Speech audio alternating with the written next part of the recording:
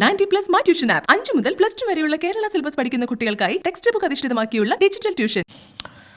CPM സംസ്ഥാന secretary സ്ഥാനത്തു നിന്നും കോടിയേരി ബാലകൃഷ്ണനെ ലീവ് അനുവദിച്ചു എന്നതാണ് പാർട്ടിയുടെ വിശദീകരണം. ഇന്ന് കേന്ദ്ര കമ്മിറ്റിയും ആ നിലപാടിനോട് തന്നെ അനുകൂലിച്ചു നിൽക്കുന്നു. മാധ്യമങ്ങളോടും ഇന്ന് സീതാറാം യെച്ചൂരി അടക്കമുള്ളവർ പ്രതികരിച്ചിരിക്കുന്നതും ഈ വിഷയത്തിൽ കൂടുതൽ വിവാദം വേണ്ട എന്നാണ്. പക്ഷേ അപ്പോഴും പ്രതിപക്ഷ നേതാക്കൾ ഈ വിഷയം ഉയർത്തിപ്പിടിച്ചുകൊണ്ട് തന്നെയാണ് ഇന്നും മാധ്യമങ്ങളെ കണ്ടത്.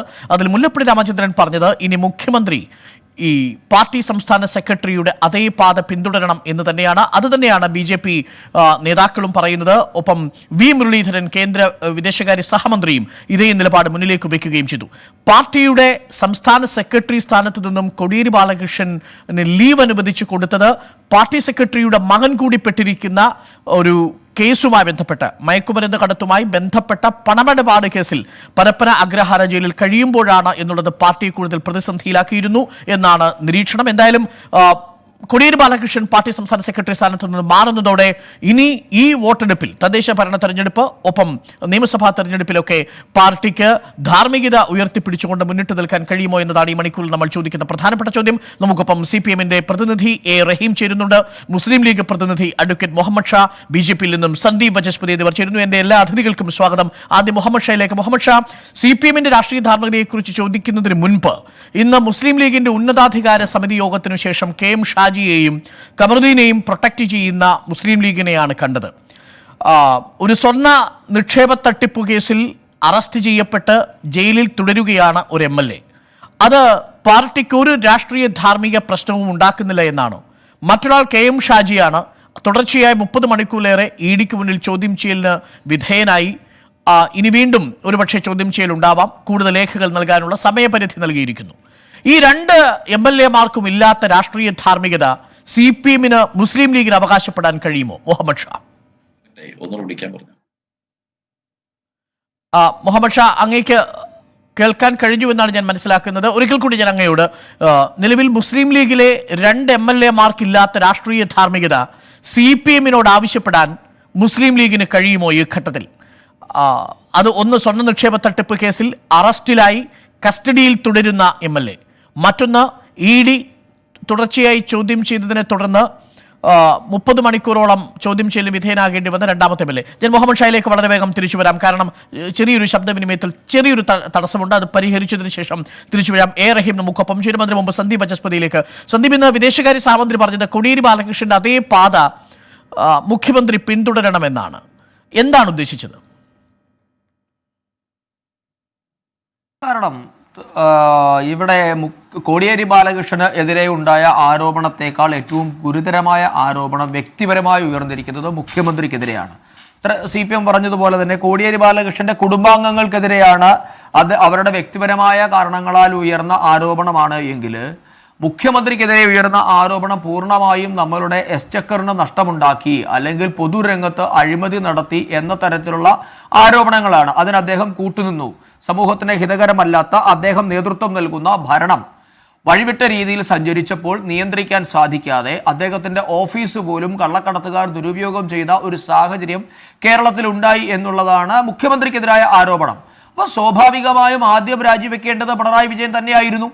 ഇനി വ്യക്തിപരമായ ആരോപണമാണെങ്കിൽ മുഖ്യമന്ത്രിയുടെ മകൾക്കെതിരെയും ആരോപണം ഉയർത്തിയിട്ടുണ്ട്. അതിൻ്റെ വിശദാംശങ്ങളിലേക്ക് ഞാനിപ്പോൾ വരുന്നില്ല. പക്ഷേ പൊതുരംഗത്ത് ഒരു ധാർമ്മികത എന്ന ഒരു വാക്ക് അല്ലെങ്കിൽ പൊതുരംഗത്ത് ആരെങ്കിലും എന്തെങ്കിലും മൂല്യങ്ങൾ കാത്തു സൂക്ഷിക്കണമെന്നാണ് നാം വിശ്വസിക്കുന്നത് എങ്കിൽ ഇതിന് നിരവധി മുൻ മാതൃകകളുണ്ട്. ആ മാതൃകകൾ കാണിച്ചു കൊടുത്തിട്ടുള്ളത് ഭരണാധികാരികൾ തന്നെയാണ്. ആ ഒരർത്ഥത്തിൽ പിണറായി വിജയൻ തന്നെ ആയിരുന്നു കോടിയേരി ബാലകൃഷ്ണന് വഴികാട്ടേണ്ടത്. ഇപ്പോൾ ദൗർഭാഗ്യകരമായി കോടിയേരി ബാലകൃഷ്ണൻ മുഖ്യമന്ത്രിക്ക് അല്ലെങ്കിൽ പിണറായിക്ക് വഴികാട്ടുന്ന ഒരു സാഹചര്യത്തിലേക്ക് ആ പാർട്ടി കടന്നിരിക്കുന്നു എന്ന് വേണം നാം മനസ്സിലാക്കാൻ. അതുമാത്രമല്ല, ഇപ്പോൾ ഇവിടെ നാം മനസ്സിലാക്കേണ്ടത് കോടിയേരി ബാലകൃഷ്ണൻ രാജിവെച്ചത് അദ്ദേഹത്തിൻ്റെ ആരോഗ്യ കാരണങ്ങളാലാണ് എന്ന് പറയുമ്പോൾ നമുക്ക് പറയാനുള്ളത് കോടിയേരി ബാലകൃഷ്ണന്റെ ആരോഗ്യ പ്രശ്നമല്ല, അദ്ദേഹത്തിന്റെ രോഗം ചികിത്സിച്ചാൽ മാറുന്നതാണ്. പക്ഷേ ഈ സർക്കാരിനെ ഗ്രസിച്ചിരിക്കുന്ന, ഈ പാർട്ടിയെ ഗ്രസിച്ചിരുന്ന രോഗത്തെ ആര് ചികിത്സിക്കും? അത് ചികിത്സിക്കാനുള്ള ഇപ്പോൾ ഉത്തരവാദിത്വം മുഖ്യമന്ത്രിക്കും അദ്ദേഹത്തിന്റെ പാർട്ടിക്കുമാണ്. അപ്പൊ അവരെ ഗ്രസിച്ചിരിക്കുന്ന ആ രോഗം ഒരിക്കലും ഭേദമാകില്ല എന്ന് കേരളീയ പൊതുസമൂഹത്തിന് മനസ്സിലായി കഴിഞ്ഞിരിക്കുന്നു. അത് ക്യാൻസർ പോലെയാണ്, അത് മുറിച്ചു മാറ്റിയെങ്കിൽ മാത്രമേ മാറുകയുള്ളൂ. അങ്ങനെ സ്വാഭാവികമായി പിണറായി വിജയൻ അനിവാര്യമായ അന്ത്യത്തിലേക്ക് കടക്കുമെന്ന് നാം പ്രതീക്ഷിക്കുകയാണ്. പക്ഷെ അപ്പോഴും പിണറായി വിജയൻ ഇവിടെ കാണിക്കേണ്ട ഒരു രാഷ്ട്രീയമായ ധാർമ്മികത ഉണ്ടായിരുന്നു. അദ്ദേഹത്തിന്റെ ഓഫീസ് ഏറ്റവും കൂടുതൽ ആരോപണ വിധേയരായിരുന്നു. ഇഡിയുടെ കഴിഞ്ഞ ദിവസത്തെ റിപ്പോർട്ട് പരിശോധിക്കുമ്പോൾ നമുക്കറിയാമല്ലോ, ശിവശങ്കരനും അദ്ദേഹത്തിന്റെ കമ്പനിയും അല്ലെങ്കിൽ അദ്ദേഹത്തിന്റെ ടീമും ചേർന്ന് നടത്തിയ ഒരു അഴിമതി. ആ ടീമിലൊരു മെമ്പറാണല്ലോ മുഖ്യമന്ത്രിയുടെ പ്രൈവറ്റ് സെക്രട്ടറിയായ ശ്രീമാൻ CM രവീന്ദ്രൻ. അദ്ദേഹത്തിന് നോട്ടീസ് കൊടുത്തിട്ടുണ്ടല്ലോ ഇഡി. അപ്പോ മുഖ്യമന്ത്രി തന്റെ സഹായികളായി വെച്ചിരുന്ന എല്ലാ ആൾക്കാരും ചേർന്ന് ഒന്നുകിൽ മുഖ്യമന്ത്രിയെ മണ്ടനാക്കിക്കൊണ്ട് അവർ വലിയ തട്ടിപ്പ് നടത്തി, അതല്ല എങ്കിൽ ഇതിനെല്ലാം മുഖ്യമന്ത്രി അറിഞ്ഞുകൊണ്ട് മൗന അനുവാദം നൽകി. ഈ രണ്ട് സാഹചര്യങ്ങളായാലും മുഖ്യമന്ത്രിക്ക് ആ കസേരയിൽ ഇരിക്കാൻ എന്താണ് യോഗ്യതയുള്ളത്? ഈ രണ്ട് ഓപ്ഷൻ നമ്മൾ പറഞ്ഞതുപോലെ A ആയാലും B ആയാലും മുഖ്യമന്ത്രിക്ക് ആ കസേരയിൽ ഇരിക്കാൻ ധാർമ്മികമായും നിയമപരമായും അവകാശമില്ല. അതുകൊണ്ടാണ് ബഹുമാനപ്പെട്ട കേന്ദ്രമന്ത്രി പറഞ്ഞത് കോടിയേരി ബാലകൃഷ്ണന്റെ പാത തന്നെ മുഖ്യമന്ത്രിയും പിന്തുടരണമെന്ന്. റൈറ്റ്. ഞാൻ സന്ദീപിലേക്ക് തിരിച്ചു വരാം. ഇപ്പോൾ മുഹമ്മദ് ഷായുടെ ശബ്ദവിനിമയം ശരിയായിട്ടുണ്ട്. മുഹമ്മദ് ഷാ, എൻ്റെ ചോദ്യം ഇതായിരുന്നു. KM ഷാജിയും കമറുദ്ദീൻ MLA അതിൽ കമറുദ്ദീൻ MLA ഈ ജയിലിൽ തുടരുകയാണ് സ്വർണ്ണ നിക്ഷേപ തട്ടിപ്പ് കേസുമായി ബന്ധപ്പെട്ട്. ഇന്ന് ചേർന്ന മുസ്ലിം ഉന്നതാധികാര സമിതി പോലും ഇവർക്ക് പിന്തുണ പ്രഖ്യാപിക്കുന്ന കാഴ്ചയാണ് കണ്ടത്. അങ്ങനെയുള്ള മുസ്ലിം ലീഗിന് എങ്ങനെയാണ് CPM-ന്റെ പക്കൽ നിന്ന് രാഷ്ട്രീയ ധാർമ്മികത അവകാശപ്പെടാൻ കഴിയുന്നത്? മുഹമ്മദ് ഷാ. ഈ ചോദ്യത്തിന്റെ മറുപടി ഈ കേസുകളൊക്കെ തമ്മിലുള്ള ഒരു വ്യത്യാസം പറയാം. അതായത് സ്വർണ്ണക്കള്ളക്കടത്ത് കേസ് ഒരു ഇൻസിഡന്റുമായി ബന്ധപ്പെട്ട് ഒരു പ്രോസിക്യൂഷൻ സുവമോട്ടോ ഇനിഷ്യേറ്റ് ചെയ്തൊരു മാറ്റർ. നർക്കോട്ടിക് കേസ് ഒരു ഇൻസിഡന്റുമായി ബന്ധപ്പെട്ട് പ്രോസിക്യൂഷൻ സുവമോട്ടോ ഇനിഷ്യേറ്റ് ചെയ്ത മാറ്റർ. അത് ഒരു ഒഫൻസ് കമ്മിറ്റ് ചെയ്യപ്പെട്ടു എന്ന ബോധ്യത്തോടുകൂടി ഇൻവെസ്റ്റിഗേറ്റിംഗ് ഓഫീസർ എടുത്തിരിക്കുന്ന ഒരു ആക്ഷനാണ്. അതിൽ ചില ആളുകൾ, ഇടതുപക്ഷ രാഷ്ട്രീയ പാർട്ടിയിൽപ്പെട്ടവരും അല്ലാത്തവരുമായ പല ആളുകളും അതിൽ ബന്ധപ്പെട്ടു എന്നതാണ് ആക്ഷേപം. സ്വർണ്ണക്കള്ളക്കടത്ത് രാജ്യദ്രോഹപരമായ കുറ്റമാണെന്നും അതുപോലെ തന്നെ നർക്കോട്ടിക്സ് നമുക്കറിയാം പുതിയ തലമുറയെ തന്നെ നശിപ്പിക്കുന്ന ഒരു പ്രതിഭാസമാണെന്നും അതിന്റെ കച്ചവടവുമായി ബന്ധപ്പെട്ടാണ് ഉണ്ടായിരിക്കുന്നത്. ഈ കേസുകൾ ഒരു സൈഡിൽ. മറു സൈഡിൽ KM ഷാജിയെ സംബന്ധിച്ച് CPM-ന്റെ ബ്ലോക്ക് പഞ്ചായത്ത് പ്രസിഡന്റായ പത്മനാഭൻ മറ്റാരോ, അതായത് ഒരു സ്കൂളിന്റെ മാനേജ്മെന്റ് ഷാജിക്ക് പണം കൊടുത്തു എന്ന് വേറെ ഒരാൾ പരാതി കൊടുത്തു എന്ന വിവരം വിജിലൻസിലെ മുഖ്യമന്ത്രിയെ അറിയിക്കുകയും മുഖ്യമന്ത്രി ഇമ്മീഡിയറ്റ് ആയിട്ട് ആക്ഷൻ എടുക്കണമെന്ന് അണ്ടർസൈൻ ചെയ്ത് ഒപ്പിട്ട് കൊടുക്കുകയും അതിന്റെ അടിസ്ഥാനത്തിൽ ഒരു അന്വേഷണത്തിന് മുന്നോട്ട് പോവുകയും അന്വേഷണത്തിൽ എല്ലാവരുടെയും മൊഴി എടുത്തതിന് ശേഷം വിജിലൻസിന്റെ ലീഗൽ ഒപ്പീനിയൻ എടുത്തപ്പോൾ ഈ കേസ് നിലനിൽക്കുന്നതല്ല എന്ന് കണ്ടെത്തുന്നു. അതിനുശേഷം വീണ്ടും വേറൊരാളെ കൊണ്ട് ലീഗൽ ഒപ്പീനിയൻ എടുത്തിട്ട് ഹിയർസി ആണെങ്കിലും മുന്നോട്ട് പോകുന്നതിൽ തെറ്റില്ല എന്ന് പറഞ്ഞ് ഈ കോവിഡ് തുറന്ന കാലത്ത് പ്രോസിക്യൂഷൻ സാങ്ഷൻ എടുത്ത് ഇനിഷ്യേറ്റ് ചെയ്ത മാറ്റർ. ഇന്നും പണം കൊടുത്തതുമായി ബന്ധപ്പെട്ട തെളിവുകളില്ല. ഷാജി കൺസ്ട്രക്ട് ചെയ്ത വീടിന്റെ ഏരിയയെ സംബന്ധിച്ചും അതിന്റെ സോഴ്സിനെ സംബന്ധിച്ചുമൊക്കെ ED അന്വേഷണം നടത്തി. അതിൽ EDക്ക് വേണ്ട സോഴ്സിന്റെ ഡീറ്റെയിൽസ് ഷാജി കൊടുത്തിട്ടുണ്ട്. ഇത് CPM-ന്റെ ഒരു ബ്ലോക്ക് പഞ്ചായത്ത് പ്രസിഡന്റ് ഇനിഷ്യേറ്റ് ചെയ്ത ഒരു മാറ്ററാണ്. അല്ല, ഒരു സംശയം മുഹമ്മദ് ഷാ, ഈ 25 ലക്ഷം രൂപയുടെ കോഴക്കേസ് മുസ്ലിം ലീഗിന്റെ പാർട്ടി ഓഫീസിൽ ചർച്ച ചെയ്തിട്ടില്ലേ എന്നാണോ? ഇത് സംബന്ധിച്ച് എൻഫോഴ്സ്മെന്റ് ഡയറക്ടറേറ്റ് ചോദ്യം ചെയ്തിരുന്നു. ഓരോരുത്തരെ വിളിച്ചു ചോദിച്ചു. വ്യക്തമായ മറുപടി ഇൻവെസ്റ്റിഗേറ്റിംഗ് ഏജൻസി കൊടുത്തിട്ടുണ്ട്. ഇദ്ദേഹം 2016 KM ഷാജി മത്സരിക്കുമ്പോൾ നൌഷാദ് എന്ന പഞ്ചായത്ത് മുസ്ലിം ലീഗ് കമ്മിറ്റിയുടെ വൈസ് പ്രസിഡന്റ് നികേഷ് കുമാറിന് വേണ്ടി വർക്ക് ചെയ്യുകയും അതിന്റെ വാട്സപ്പ് മെസ്സേജ് നികേഷ് കുമാറിന്റെ കൂടെയുള്ളയാള് നികേഷ് കുമാറുമായി പിണങ്ങുന്ന സമയത്ത് ഷാജിക്ക് എത്തിച്ചു കൊടുക്കുകയും അത് സംബന്ധിച്ച് ഷാജി മുസ്ലിം ലീഗ് നേതൃത്വത്തിന് പരാതി കൊടുക്കുകയും ഇദ്ദേഹത്തിനെതിരെ നടപടിയെടുക്കാൻ സ്വീകരിക്കുകയും ചെയ്തു. 2017 അദ്ദേഹം അയച്ച ഡീറ്റെയിൽസും ഇഡി രേഖയിൽ കൊടുത്തിട്ടുണ്ട്. അപ്പൊ തുടക്കം മുസ്ലിം ലീഗിലെ ഒരു പ്രവർത്തകനിൽ നിന്നാണ് ഇത് തുടങ്ങിയത്. അതെ, ആ പ്രവർത്തകന്റെ പരാതി 2017 ജൂലൈ മാസത്തിലാണ്. 2014 ട്രാൻസാക്ഷനുമായി ബന്ധപ്പെട്ട് ആ പ്രവർത്തകന്റെ പരാതി 2017 ജൂലൈ മാസത്തിലാണ്. 2017 ജൂൺ മാസത്തിലാണ് ഷാജിക്ക് ഐഫോണിൽ അന്നത്തെ ഡേറ്റിൽ തന്നെ ഈ നികേഷ് കുമാറിന്റെ കൂടെ പ്രവർത്തിച്ചിരുന്നയാള് ഒരു ഡാറ്റ എത്തിച്ചു കൊടുക്കുന്നത്, അദ്ദേഹത്തിന് വേണ്ടി വർക്ക് ചെയ്തു. അതിന് ബദലായി കൊടുത്ത ഒരു പരാതിയായിട്ടാണ് ഇദ്ദേഹം പറയുന്നത്. അങ്ങനെ ഒരു പരാതി വരുന്നതിന് മുമ്പ് തന്നെ ഈ പ്രവർത്തനവുമായി ബന്ധപ്പെട്ട് ഈ നേതാവിനെതിരെ നടപടി അല്ല ശരി, അതിന്റെ അന്വേഷണം നടക്കണം, നമുക്ക് അതിന്റെ മെറിറ്റിലേക്ക് നമ്മൾ പോകണ്ട. പക്ഷെ അപ്പോഴും ഈ വീട് നിർമ്മിച്ചതുമായി ബന്ധപ്പെട്ട് കോർപ്പറേഷന്റെ ചട്ടങ്ങൾ ലംഘിച്ചു എന്നതുമായി ബന്ധപ്പെട്ട് അതിന്റെ ആസ്തി എവിടെ നിന്ന് എന്ന ചോദ്യത്തിനൊക്കെ ഈ KM ഷാജി പൊതുസമൂഹത്തോടു കൂടി മറുപടി പറയണമല്ലോ. അപ്പോൾ ഇഞ്ചി കൃഷിയാണെന്നും കൃഷി ഡിപ്പെൻസ് ഓൺ അഗ്രികൾച്ചർ ആണെന്നുമുള്ള വാദങ്ങൾ നികത്തുന്നത് പൊതുവെ സമൂഹത്തിനൊരു അപഹാസ്യനാവുക എന്നതുകൂടി ആ ഘട്ടത്തിൽ ഉണ്ടായിരുന്നല്ലോ. അതിനെ എങ്ങനെയാണ് പാർട്ടി പിന്തുണയ്ക്കുന്നത്? KM ഷാജി പറഞ്ഞതെല്ലാം പാർട്ടി വിശ്വസിച്ചു എന്നാണോ? ഇത് നമ്മൾ ഈ ടാക്സിനെ കുറിച്ചും സോഴ്സിനെ കുറിച്ചും ഒന്നിച്ചു കാണുന്നതുകൊണ്ടുള്ള കുഴപ്പമാണ്. സോഴ്സും ടാക്സും രണ്ടാണ്. സോഴ്സ് എന്ന് പറയുന്നത് നമ്മുടെ ഒരു ഇൻവെസ്റ്റ്മെന്റിന്റെ പണം എവിടെ നിന്ന് കിട്ടി എന്നതാണ്. ഇൻകം ഡിറൈവ് ചെയ്തത് മാത്രമല്ല ഇൻവെസ്റ്റ്മെന്റ് ഉണ്ടാകുന്നത്. ഇൻവെസ്റ്റ്മെന്റ് ഉണ്ടാകുന്ന ഷാജി എക്സാക്റ്റ് ആയിട്ട് കണക്ക് കൊടുത്തിട്ടുണ്ട്. അദ്ദേഹത്തിന്റെ വീടിന്റെ ഇൻവെസ്റ്റ്മെന്റ് എവിടെ നിന്ന് ലഭിച്ചു എന്ന് പറയുന്നുണ്ട്. ഷാജിയുടെ ഭാര്യയുടെ വീട്ടിൽ നിന്നും, ഷാജിയുടെ കുടുംബത്തിൽ നിന്നും, ഷാജി എടുത്ത 10 ലക്ഷം രൂപയുടെ ലോണിൽ നിന്നും, 25 ലക്ഷം രൂപ ഷാജി കിട്ടിയ 34,93,000 രൂപയുടെ സാലറിയിൽ നിന്നും എടുത്ത് 25 ലക്ഷം രൂപ ബാക്കിയുടെ കണക്കും എക്സാക്ട് ആയിട്ട് കൊടുത്തിട്ടുണ്ട്. ഗോൾഡ് കൊടുത്തതിന്റെ കണക്ക് കൊടുത്തിട്ടുണ്ട്. ഇതിന് എക്സാക്ട് ഡീറ്റെയിൽസ് ഇടിക്ക് കൊടുത്തിട്ടുണ്ട്. അതിന്റെ ഫ്ലോ ചാർട്ട് ആണ് ഇനി കൊടുക്കേണ്ടത്. അല്ല, ഈ ഏകദേശം 2 കോടിക്കടുത്ത കെട്ടിടത്തിന് ചെലവായിട്ടുണ്ടാകുമല്ലോ. ഞാൻ മനസ്സിലാക്കുന്നത് 1.68 കോടി എന്നാണ് മനസ്സിലാക്കുന്നത്. 1,68 ലക്ഷം രൂപയോളം അല്ലേ? അതെ അതെ. അപ്പോ ഈ 1,68 ലക്ഷം രൂപയുടെ 5000 സ്ക്വയർ ഫീറ്റ് വീടൊക്കെ വെക്കാൻ മാത്രം അതിസമ്പന്നനാണോ ഈ KM ഷാജി? അത് ഷാജിയുടെ വൈഫിന്റെ ഫാമിലി അക്കൗണ്ടിൽ നിന്നും 51 ലക്ഷം രൂപ വൈഫിന്റെ അക്കൗണ്ടിലേക്ക് ട്രാൻസ്ഫർ ചെയ്ത് കൊടുത്തിരിക്കുകയാണ് അവര്. ഷാജിയുടെ കുടുംബത്തിൽ നിന്നും 47 ലക്ഷം രൂപ അക്കൗണ്ടിൽ ട്രാൻസ്ഫർ ചെയ്ത് കൊടുത്തിരിക്കുകയാണ്. 10 ലക്ഷം രൂപ ഷാജി ലോൺ എടുത്തിരിക്കുന്നു. ഷാജിയുടെ ബിസിനസ്സുമായി ബന്ധപ്പെട്ട് വിടുന്ന സമയത്തുണ്ട് കൊടുത്തിരിക്കുന്ന പണമുണ്ട്.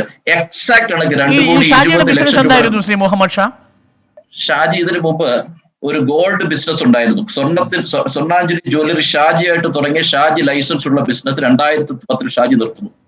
2010 ഷാജി ബിസിനസ് നിർത്തുന്നതുമായി ബന്ധപ്പെട്ട് ആ ഇടപാട് തീർക്കുമ്പോൾ 8 പാർട്ട്നേഴ്സ് ഉണ്ട്. ഷാജിയുടെ ഇടപാട് അതിനകത്ത് തീർക്കുന്നുണ്ട്. ആ തുകയുമായി ബന്ധപ്പെട്ടാണ് പർച്ചേസിലേക്ക് പോകുന്നത്. ഇതൊക്കെ വ്യക്തമായി തന്നെ എൻഫോഴ്സ്മെന്റ് ഡയറക്ടറേറ്റ് കൊടുത്തിട്ടുണ്ട്, ഫുൾ രേഖ സഹിതം. ഇപ്പൊ ഞാൻ പറയാം, നാളെ പിണറായി വിജയൻ 58 സെന്റ് സ്ഥലത്തിനകത്ത് 4000 സ്ക്വയർ ഫീറ്റ് വീടുണ്ടെന്ന് ഡിസ്ക്ലോസ് ചെയ്ത്, ഞാൻ വേണമെങ്കിൽ അരുൺ അയച്ചു തരാം ഡീറ്റെയിൽസ്. അതിന് അദ്ദേഹം ഇട്ടിരിക്കുന്ന വില 2016 ലോകായുക്തത്തിൽ ഇട്ടിരിക്കുന്ന വില 44.5 ലക്ഷമാണ്. 58 സെന്റ് സ്ഥലത്തിന്റെ വീട് ഞങ്ങൾ അന്വേഷിച്ചു, 110 ലക്ഷം രൂപ കൊടുക്കണം 58 സെന്റ് സ്ഥലത്തിന്. 4000 സ്ക്വയർ ഫീറ്റ്, നിങ്ങൾ ഇപ്പൊ പറഞ്ഞ ഷാജിയുടെ കണക്കില്ലേ, ആ കണക്ക് പ്രകാരം 4000 സ്ക്വയർ ഫീറ്റ് വീടിന് 1,20 ലക്ഷം രൂപ കൊടുക്കും. നിങ്ങൾ പറഞ്ഞ കണക്കാകട്ടോ ഞാൻ പറഞ്ഞ CPWDയുടെ കണക്ക്. അങ്ങനെയെങ്കിൽ 2,30 ലക്ഷം രൂപ വില വരുന്ന വീടിന് പിണറായി വിജയൻ ഇട്ടിരിക്കുന്ന വില 44.5 ലക്ഷം രൂപയാണ്. ഇതിൽ 2000 സ്ക്വയർ ഫീറ്റ് അദ്ദേഹം പണിതത് 2014-ലാണ്. അതിന്റെ ഡീറ്റെയിൽസ് എന്റെ ഉണ്ട്. അപ്പൊ അതെ, 2014-ലാണ്. അദ്ദേഹത്തിന്റെ സോഴ്സ് അദ്ദേഹം കാണിക്കുന്നുണ്ട്. 37,000 രൂപയാണ് മാസ വരുമാനം. എവിടെ നിന്നായിരുന്നു ആ പണം? നമ്മൾ ഒന്ന് ചിന്തിച്ച് കുറിച്ചോണ്ട് പോകേണ്ട കാര്യമാണ്. എല്ലാവരുടെയും നമുക്കിപ്പോ ഇത് നല്ല ട്രെൻഡാണ്. കാരണം എന്താണെന്ന് വെച്ചാൽ ഞാൻ EP ജയരാജന്റെയും കടകംപള്ളി സുരേന്ദ്രന്റെയും കേരളത്തിലെ പ്രമുഖരായ പല മന്ത്രിമാരുടെയും വളരെ പ്രധാനപ്പെട്ട ഒരു കാര്യമാണ് ശ്രീ മുഹമ്മദ് ഷാ ചോദിച്ചത്. റഹീം നമുക്ക് പോകണ്ട. ഒരു നിമിഷം കമറുദ്ദീനിലേക്ക് വരുന്നതിന് മുമ്പ് ഇന്നലെ ഷാജിയുടെ കാര്യത്തിൽ അങ്ങ് പിണറായി വിജയന്റെ 4000 സ്ക്വയർ ഫീറ്റ് ഉള്ള വീടിനെ കുറിച്ചാണ് പറഞ്ഞത്. ഞാൻ മനസ്സിലാക്കുന്നത് പണ്ട് മനോരമയിൽ വന്ന വീടല്ല എന്നാണ് ഞാൻ മനസ്സിലാക്കുന്നത്. ഞാൻ ഈ വീട് കണ്ടിട്ടില്ല. അതുകൊണ്ട് റഹീമിന് കുറച്ചുകൂടി കാര്യങ്ങൾ വ്യക്തമായി പറയാൻ സാധിക്കും. റഹീം, ഗുരുതരമായ ആരോപണം മുഹമ്മദ് ഷാ ഉന്നയിക്കുന്നത് ഇത് KM ഷാജിയുടെ വീടിനെ പ്രതിയുള്ള ട്രോളുകൾ അവസാനിപ്പിച്ചോളൂ, പിണറായി വിജയൻ അതിന്റെ ഇരട്ടി മൂല്യമുള്ള വീട് വെച്ചിട്ടുണ്ട് 58 സെന്റിൽ 4000 സ്ക്വയർ ഫീറ്റിൽ എന്നാണ്. 37,000 രൂപ മാത്രം വരുമാനമുള്ള പിണറായി വിജയന്റെ എവിടെ നിന്ന് കിട്ടിയ ആസ്തി എന്നൊരു ചോദ്യം കൂടി മുഹമ്മദ് ഷാ ചോദിക്കുന്നുണ്ട്. അപ്പോ പാർട്ടി സംസ്ഥാന സെക്രട്ടറി അല്ല, വരും ദിവസങ്ങളിൽ മുഖ്യമന്ത്രിക്കെതിരെ നേരിട്ടുള്ള ഒരു ആരോപണം തന്നെയാണ് ഇപ്പോൾ മുസ്ലിം ലീഗ് പ്രതിനിധി ഉന്നയിച്ചിരിക്കുന്നത്. ശ്രീ റഹീം, ആരോപണം ആർക്ക് വേണമെങ്കിലും ഉന്നയിക്കാമല്ലോ, മുസ്ലിം ലീഗുകാരാകുമ്പോൾ പ്രത്യേകിച്ചും. ആരോപണങ്ങളുടെ കുളത്തിൻ്റെ നടുവിൽ നിൽക്കുന്ന ഒരു കക്ഷിയുടെ വക്കീൽ ഇങ്ങനെയല്ലാതെ വേറെ എന്ത് പറഞ്ഞ് രക്ഷപ്പെടാനാണ് ശ്രമിക്കുക? എന്ത് വേണോ പറഞ്ഞോട്ടെ, ആരുടെയും പറയും. ഒരു കാര്യം, ഒരു ദിവസം ഒരു മീഡിയ വൺ ചർച്ചയിൽ ഞാൻ ശ്രീ ഷായെ പ്രത്യേകമായി അഭിനന്ദിച്ചിരുന്നു.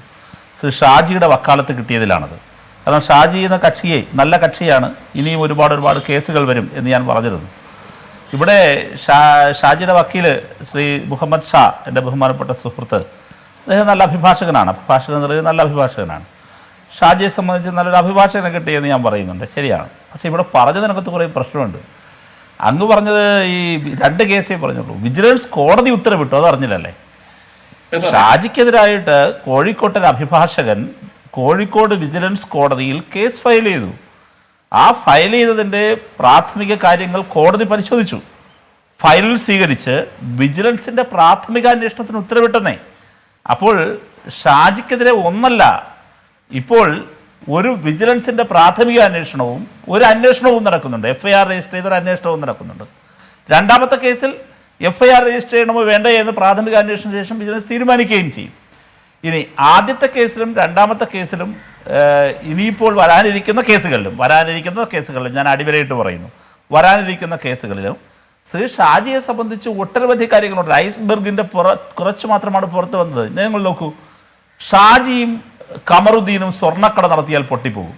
ഈ കേരളത്തിലോ ഇന്ത്യയിലോ സ്വർണത്തിന് വില കുതിച്ചുയർന്നുകൊണ്ടിരിക്കുന്ന സന്ദർഭത്തിൽ ഒരു ചർച്ചയിൽ അരുൺ തന്നെ ഒരു പാനലിസ്റ്റോട് ചോദിക്കുന്നത് ഞാൻ കേട്ടിട്ടുണ്ട്, ഈ സ്വർണ്ണ ബിസിനസ് എങ്ങനെയാണ് പൂട്ടിപ്പോകുന്നത് എന്ന്.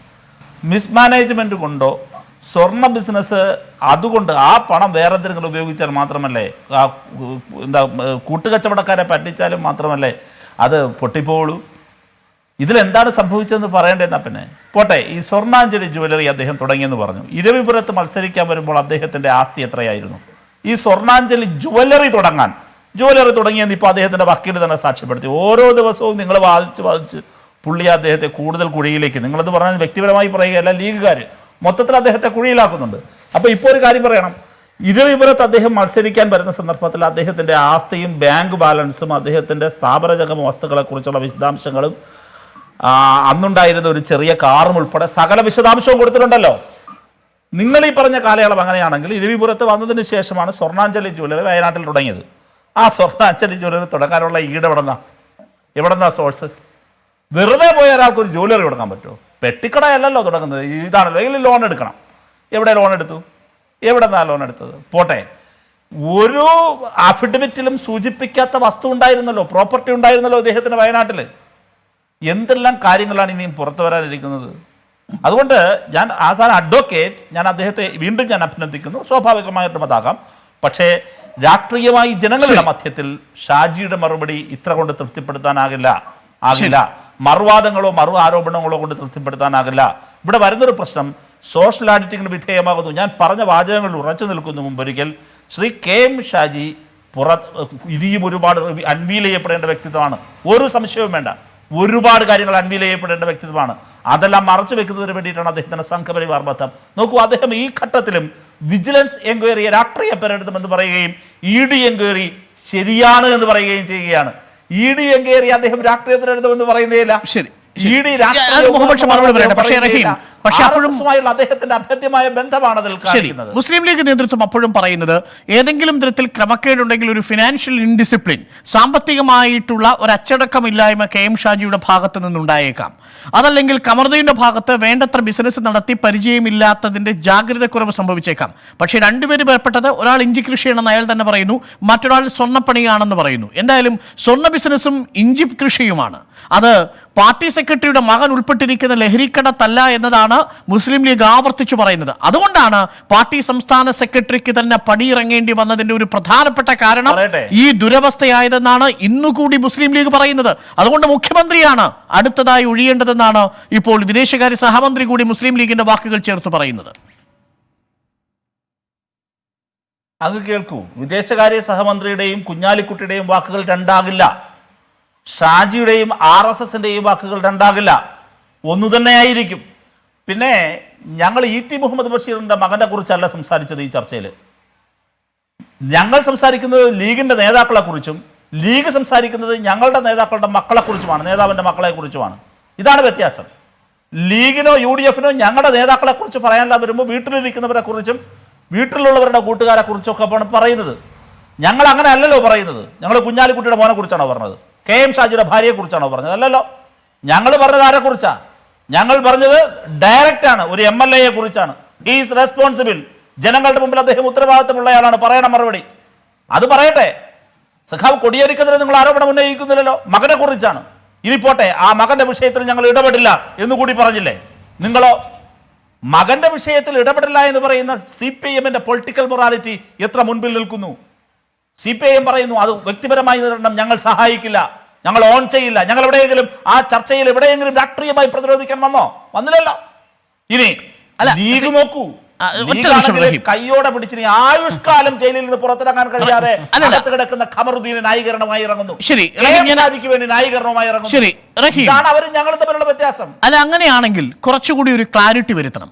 കേന്ദ്ര ഏജൻസികളോട് എന്തുകൊണ്ടാണ് ഈ ഇടതുപക്ഷം സമരം പ്രഖ്യാപിച്ചിരിക്കുന്നത്? ലൈഫ് മിഷനുമായി ബന്ധപ്പെട്ട കേസാണെങ്കിൽ CBIക്കെതിരെ, അതല്ലെങ്കിൽ EDക്കെതിരെ. പക്ഷേ ഇപ്പോഴങ്ങനെയല്ലല്ലോ. കേന്ദ്ര ഏജൻസികൾ രാഷ്ട്രീയമായി വേട്ടയാടുന്നു എന്നൊരു ആരോപണം ഉന്നയിക്കുമ്പോൾ ഒരു ഭാഗത്ത് നിങ്ങൾ കോടിയേരി ബാലകൃഷ്ണന്റെ മകൻ ബിനീഷ് കോടിയേരിയെ ഓൺ ചെയ്യുന്നില്ല, മറുഭാഗത്ത് മുഖ്യമന്ത്രിയുടെ പ്രിൻസിപ്പൽ സെക്രട്ടറി M ശിവശങ്കറിനെയും ഓൺ ചെയ്യുന്നില്ല. പക്ഷേ ഇത് രണ്ടുപേരുമാണ് ഇപ്പോൾ ഈ ചോദ്യം ചെയ്യലും വിധേയരായിക്കൊണ്ടിരിക്കുന്നത്.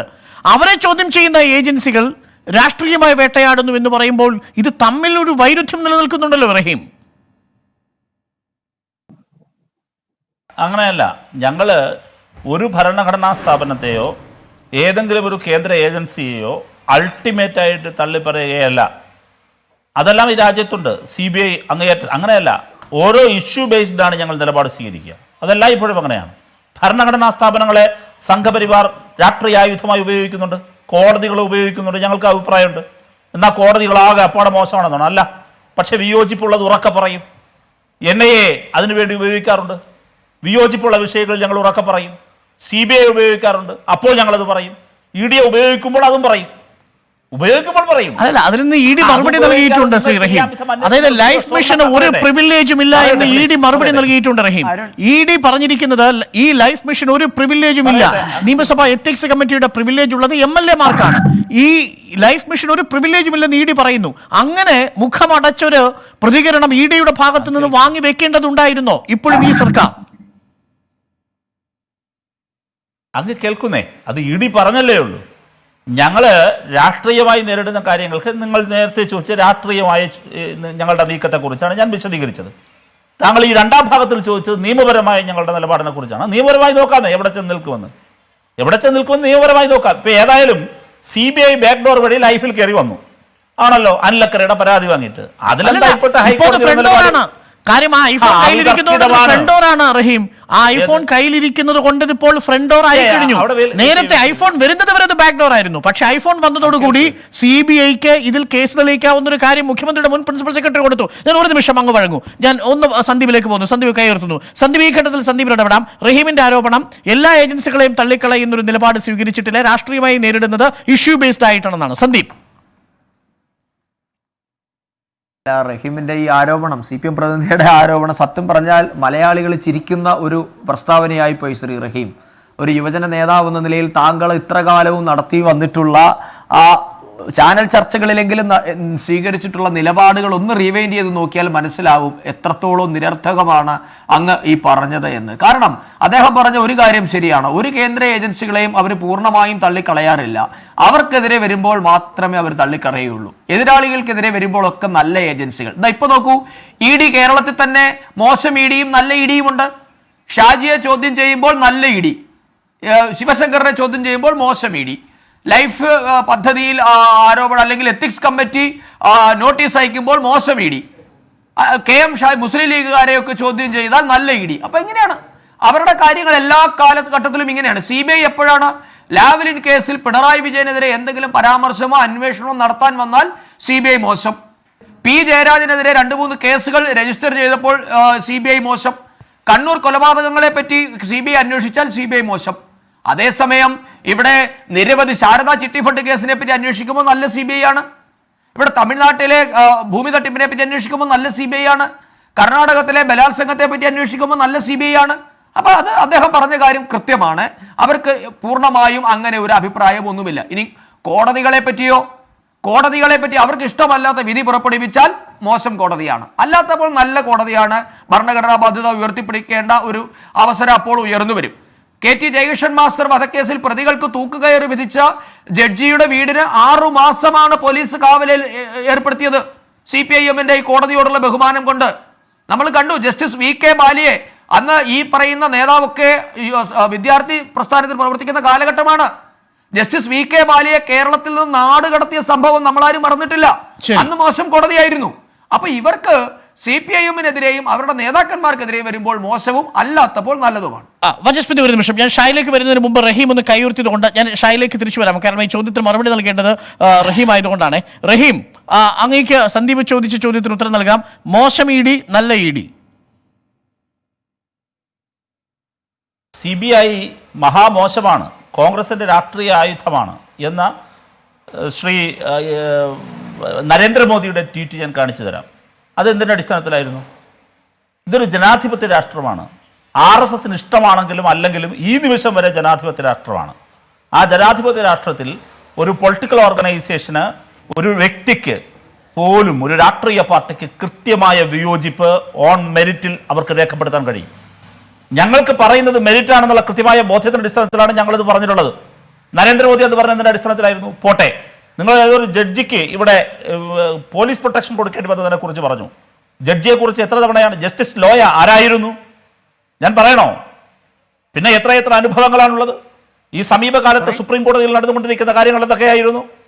ഡെമോക്രസി ഇൻ ഡേഞ്ചർ എന്ന് സുപ്രീം കോടതിയുടെ മുൻപിലെ പുൽപ്പരവതാനിയിൽ നിന്നുകൊണ്ട് ജസ്റ്റിസ് ചലമേശ്വർ ഉൾപ്പെടെയുള്ള ജഡ്ജിമാർ ഉറക്കെ ഈ രാജ്യത്തോട് വിളിച്ചു പറയേണ്ടി വന്നത് ഏത് സാഹചര്യത്തിലായിരുന്നു? ഇന്ത്യയുടെ ചരിത്രത്തിൽ അത്യപൂർവമായ നിമിഷമായിരുന്നു. സുപ്രീം കോടതിയുടെ ചരിത്രത്തിൽ അസാധാരണമായ ഒരു സംഭവം നിങ്ങളുടെ കാലത്തായിരുന്നില്ലേ? നിങ്ങളുടെ നീതിപീഠത്തോടുള്ള വലിയ മികവും സ്നേഹവുമായിരുന്നു അത്. അതൊന്നും പറയരുതേ. ഞങ്ങൾ വിയോജിപ്പ് പ്രകടിപ്പിക്കും. നിങ്ങൾ കൊന്നുകളയുകയോ ഭീഷണിപ്പെടുത്തുകയോ ചെയ്യും. ഇതാണ് നിങ്ങളും ഞങ്ങൾ തമ്മിലുള്ള വ്യത്യാസം. നിങ്ങളെന്താ പറഞ്ഞത്? ഇവിടെ പറഞ്ഞിട്ടില്ലേ, ജനങ്ങളുടെ മനസ്സറിയാത്ത കോടതി വിധികൾ ഉണ്ടാകരുത്. അമിത്ഷായുടെ വാക്കുകളല്ലേ. ഇവിടെ ഞങ്ങൾ എന്തുകൊണ്ടാണ് പറഞ്ഞത്? ഇപ്പോൾ ടൈറ്റാനിയം കേസ്, നിങ്ങൾ എന്തുകൊണ്ട് ടൈറ്റാനിയം കേസിൽ അന്വേഷിക്കുന്നില്ല? ഇവിടെ ഞങ്ങൾ ഉദാഹരണം പറയാം. ഒരൊറ്റ മിനിറ്റ് കൊണ്ട് ഞാൻ നടത്താം. ഇവിടെ ടൈറ്റാനിയം കേസ് നിങ്ങൾ എന്തുകൊണ്ട് ഇടപെടുന്നില്ല? എന്തുകൊണ്ടാണ് ടൈറ്റാനിയം കേസ് CBIക്ക് ഞങ്ങൾ റെഫർ ചെയ്തത്? വിജിലൻസ് അന്വേഷിച്ചതിന് ശേഷം വിദേശ കമ്പനി, ആ വിദേശത്തെ ഇടപാടുകൾ, അവിടുത്തെ ഡീലിംഗ്സിനെ കുറിച്ച് പരിശോധിക്കാൻ CBI പോലൊരു ഏജൻസി വേണമെന്ന് സഹായം ഒരു ഫെഡറൽ സംവിധാനത്തിൽ ഒരു സംസ്ഥാനം കേന്ദ്രത്തോട് ആവശ്യപ്പെടുന്നു. CBI ഏറ്റെടുക്കുന്നില്ല. രാഷ്ട്രീയമല്ലേ? 2017 നിങ്ങൾ ഏറ്റെടുത്ത കേസാണ്, CBI ഏറ്റെടുത്ത കേസാണ് മാറാട്. എവിടെ എത്തി? എന്താ ഈ ധൃതിയും ആവേശമൊന്നും അതിൽ കാണുന്നില്ല. അത് പറയണ്ടേ? പോട്ടെ, ഈ സമീപകാലത്തേക്ക് വരുമ്പോഴോ ഈ പർട്ടിക്കുലർ ഇഷ്യൂവിൽ തന്നെ അനിൽ നമ്പ്യാരുടെ വിഷയത്തെ എക്സ്പോസ് ചെയ്ത ഇവരുടെ പ്രതിയുടെ മൊഴി പുറത്തു വന്നു. ഉദ്യോഗസ്ഥനെതിരെ നടപടി എടുത്തില്ലേ നിങ്ങൾ? ഈ ഒരു നിമിഷം മാധ്യമപ്രവർത്തകരോട് പോകുന്ന വഴിയിൽ മൈക്കിന് മുമ്പിൽ പ്രതികരിച്ചതിന്റെ പേരിൽ ഉദ്യോഗസ്ഥരെ നാട് കടത്തിയില്ലേ? എന്നാൽ നിങ്ങളുടെ രാഷ്ട്രീയ ആയുധമാകുന്ന മൊഴികൾ പുറത്തു വന്നുകൊണ്ടേയിരിക്കുന്നു. എന്തേ നടപടി എടുക്കാത്തത്? അല്ല റഹീം, അതൊക്കെ ശരിയാണ്. പക്ഷേ ഇതേ CBI ടൈറ്റാനിയം കേസിൽ പറഞ്ഞു ഒറ്റ കാര്യം ഒന്ന് ആലോചിച്ച് നോക്കൂ. ഇനി ഞങ്ങൾ പറഞ്ഞതെല്ലാം മാറ്റിവെക്കൂ. NIA എന്താണ് കോടതിയിൽ പറഞ്ഞത്? ഈ കസ്റ്റംസിനെ ഞങ്ങൾക്ക് വിശ്വാസമില്ല, 164 സ്റ്റേറ്റ്മെന്റ് കൊടുക്കരുത്, സന്ദീപ് നായരുടെ മൊഴി കൊടുക്കരുത്, കൊടുത്താൽ കസ്റ്റംസിൽ നിന്ന് ആ മൊഴി ചോർന്നു പോകും. ഇതാരുടെ എവിടെ പറഞ്ഞതാ? കോടതിയിൽ NIA പറഞ്ഞതാണ്. അപ്പോൾ കസ്റ്റംസിനെ EDയെ നിങ്ങളുടെ തരാതരം പോലെ നിങ്ങൾ രാഷ്ട്രീയമായി ഉപയോഗിക്കുന്നു എന്ന് വ്യക്തമല്ലേ? NIAക്ക് രാഷ്ട്രീയമുണ്ടോ? ശരി, പക്ഷേ ടൈറ്റാനിയം കേസിലും മാറാട് കേസിലും CBI കേസ് അന്വേഷിക്കണമെന്ന് ആവശ്യപ്പെടുന്ന അതേ ഇടതുമുന്നണിക്ക്, അതേ സർക്കാരിന് CBI കേസെടുത്തിരിക്കുന്ന കശുവണ്ടി കോർപ്പറേഷൻ അഴിമതിയുമായി ബന്ധപ്പെട്ട കേസിൽ പ്രോസിക്യൂഷൻ അനുമതി കൊടുക്കുന്നില്ല. INTUC-കാരനെ പോലും സംരക്ഷിച്ചു പിടിച്ചു നിർത്തുന്ന ഒരു നയം എന്തുകൊണ്ട് സർക്കാരിനുണ്ടാവുന്നു എന്നതും ചോദ്യമല്ലേ? പറയാം. ഈ സർക്കാർ INTUC-കാരനായതുകൊണ്ട് ശിക്ഷിക്കപ്പെടണം എന്ന നിലപാട് സ്വീകരിക്കുന്ന സർക്കാരില്ല. ഈ സർക്കാർ നിയമത്തിന്റെ വഴിക്ക്. ഇപ്പം ഞാൻ ചോദിക്കട്ടെ, കഴിഞ്ഞ ഗവൺമെന്റ് കാലത്ത് എന്തായിരുന്നു? രാഷ്ട്രീയ എതിരാളിയാണോ അവർക്കെതിരെ ഒരു നിലപാട്? ഇത് അങ്ങനെ ഇല്ല. 500 കോടി രൂപയുടെ അഴിമതി നടന്നു എന്ന് CBIക്ക് പ്രാഥമികമായിട്ട് ബോധ്യപ്പെട്ട ഒരു കേസിലാണ് പ്രോസിക്യൂഷൻ അനുമതി തേടുന്നത്. ആ കേസിൽ പ്രതിസ്ഥാനത്ത് നിൽക്കുന്നത് INTUC-കാരൻ മറ്റൊരു പ്രതിസ്ഥാനത്ത് നിൽക്കുന്നയാളെ മറ്റൊരു വകുപ്പിൽ കൊണ്ടുപോയി അവിടെ ആ വകുപ്പിലില്ലാത്ത, ഖാദി ബോർഡിൽ ഇല്ലാത്ത, ഇന്നേ വരെ ഇല്ലാത്ത ശമ്പളം കൊടുത്ത് അവിടെ പ്രതിഷ്ഠിക്കുന്നു. ഇതൊക്കെ പൊതുജനം കാണുന്നുണ്ട്. റഹീം, ഞാൻ റഹീമിലേക്ക് തിരിച്ചു വരാം. അതിന് മുമ്പ് മുഹമ്മദ് ഷാ, റഹീം മുസ്ലിം ലീഗിനെതിരെ ഉന്നയിച്ച പ്രധാനപ്പെട്ട ആരോപണങ്ങളിൽ ഒന്ന് ഈ മുസ്ലിം ലീഗിന് എന്ത് ധാർമ്മിക ഉത്തരവാദിത്വമുണ്ട് എന്നാണ്. KM ഷാജിയുടെ വിഷയത്തിൽ മാത്രം അങ്ങ് ഒതുങ്ങരുത്, ബാക്കിയുള്ള വിഷയത്തിലൂടെ അങ്ങ് വന്നാൽ കമറുദ്ദീന്റെ വിഷയത്തിൽ ഇന്ന് മുസ്ലിം ഉന്നതാധികാര സമിതി സ്വീകരിച്ച നിലപാട് അത് രാഷ്ട്രീയ ധാർമ്മികതയ്ക്ക് ചേരുന്നതാണോ എന്നാണ് റഹീം ചോദിക്കുന്നത്. ഒരു MLA ആണ് ജയിലിൽ കിടക്കുന്നത്, മറ്റത് പാർട്ടി സെക്രട്ടറിയുടെ മകനാണ്. അതിന് പാർട്ടി സെക്രട്ടറി വിശദീകരണം നൽകിയിട്ടുണ്ട്. ഞാനൊരു മകന്റെ അച്ഛനായിട്ടല്ല പാർട്ടിയുടെ സംസ്ഥാന സെക്രട്ടറി ആയിട്ട് ഇരിക്കുകയാണ് എന്ന് പറയാനുള്ള ധൈര്യം കാണിച്ചിട്ടുണ്ട് കോടിയേരി ബാലകൃഷ്ണൻ. ഇവിടെ അങ്ങനെയല്ല. ഇവിടെ ഒരു MLA ആണ്, പാർട്ടി ടിക്കറ്റിൽ മത്സരിച്ച, പാർട്ടിയുടെ ജില്ലാ പ്രസിഡന്റ് ആയിരുന്ന, UDFന്റെ ജില്ലാ ചെയർമാൻ ആയിരുന്ന ഒരാൾ ജയിലിൽ കിടക്കുകയാണ് വിശ്വാസ വഞ്ചന ചെയ്തുകൊണ്ട് നിക്ഷേപ തട്ടിപ്പ് കേസിൽ. ആ MLA എങ്ങനെയാണ് മുസ്ലിം ലീഗ് എന്ന പാർട്ടിയുടെ ഉന്നതാധികാരി സമിതിക്ക് ചേർത്തുവെക്കാനും ന്യായീകരിക്കാനും കഴിയുന്നത്? അതിനുശേഷം അതേ നാവിൽ എങ്ങനെയാണ് CPM-നോട് രാഷ്ട്രീയ ധാർമ്മികതയെക്കുറിച്ച് പ്രസംഗിക്കാൻ കഴിയുന്നത്? മുഹമ്മദ് ഷാ. ഞാൻ അതിന് മറുപടി പറയാം. റഹീം പറഞ്ഞപ്പോൾ മുസ്ലിം ലീഗുകാര് നടത്തുന്ന ബിസിനസ്സുകളെല്ലാം പൊളിഞ്ഞു പോയിക്കൊണ്ടിരിക്കുന്നു, അതെങ്ങനെയാണെന്ന് ചോദിച്ചല്ലോ. KM ഷാജി 2010 സ്വർണാഞ്ജലിയിൽ നിന്നും പാർട്ട്ണർഷിപ്പ് ഒഴിയുകയായിരുന്നു. 8-ൽ ഒരാളായിരുന്നു, അദ്ദേഹം ഒഴിഞ്ഞു. അന്ന് 7 ബ്രാഞ്ച് ഉണ്ടായിരുന്ന സ്വർണാഞ്ജലിക്ക് ആ ജ്വല്ലറിക്ക് ഇന്നും 9 ബ്രാഞ്ച് ഉണ്ട്, അത് ഫംഗ്ഷൻ ചെയ്യുന്നുണ്ട്. അദ്ദേഹം ഒഴിവായിട്ടേ ഉള്ളൂ, ആ ബിസിനസ് ഇപ്പോഴും ഫംഗ്ഷൻ ചെയ്യുന്നുണ്ട്. പിന്നെ കോടിയേരി ബാലകൃഷ്ണന്റെ ഇഷ്യൂമായി ബന്ധപ്പെട്ട് അദ്ദേഹത്തോട് എനിക്ക് സഹതാപമുണ്ട്. കാരണം എന്താണെന്ന് ചോദിച്ചാൽ, ഒരു ഇൻഡിസിപ്ലിൻഡ് ആയിട്ട് മകൻ ചെയ്ത കച്ചവടം ഇത്രയും ഒരു നർക്കോട്ടിക്സ് പോലെ ഒരു ബിസിനസ്സിലായി പോയി എന്നത് ഒരു കാരണവശാലും ഈ തെറ്റായ രീതിയിൽ ബിനീഷിനെ പോലും ഡ്രോപ്പിൻ ചെയ്യരുതെന്ന് വിശ്വസിക്കുന്ന ആളാണ് ഞാൻ.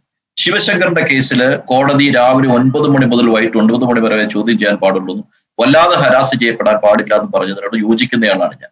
ഇത്തരം അന്വേഷണ ഏജൻസികൾ ശരിയായ രീതിയിൽ അന്വേഷിച്ച് കുറ്റക്കാരെ കണ്ടെത്തട്ടെ. ഇവരെല്ലാം കുറ്റം ചെയ്തു എന്ന് ഡയറക്ട്ലി ഞാനൊരു അഭിഭാഷകൻ എന്നുള്ള നിലയ്ക്ക് ഞാൻ അത്തരം ആക്ഷേപങ്ങളൊന്നും ചെയ്യില്ല.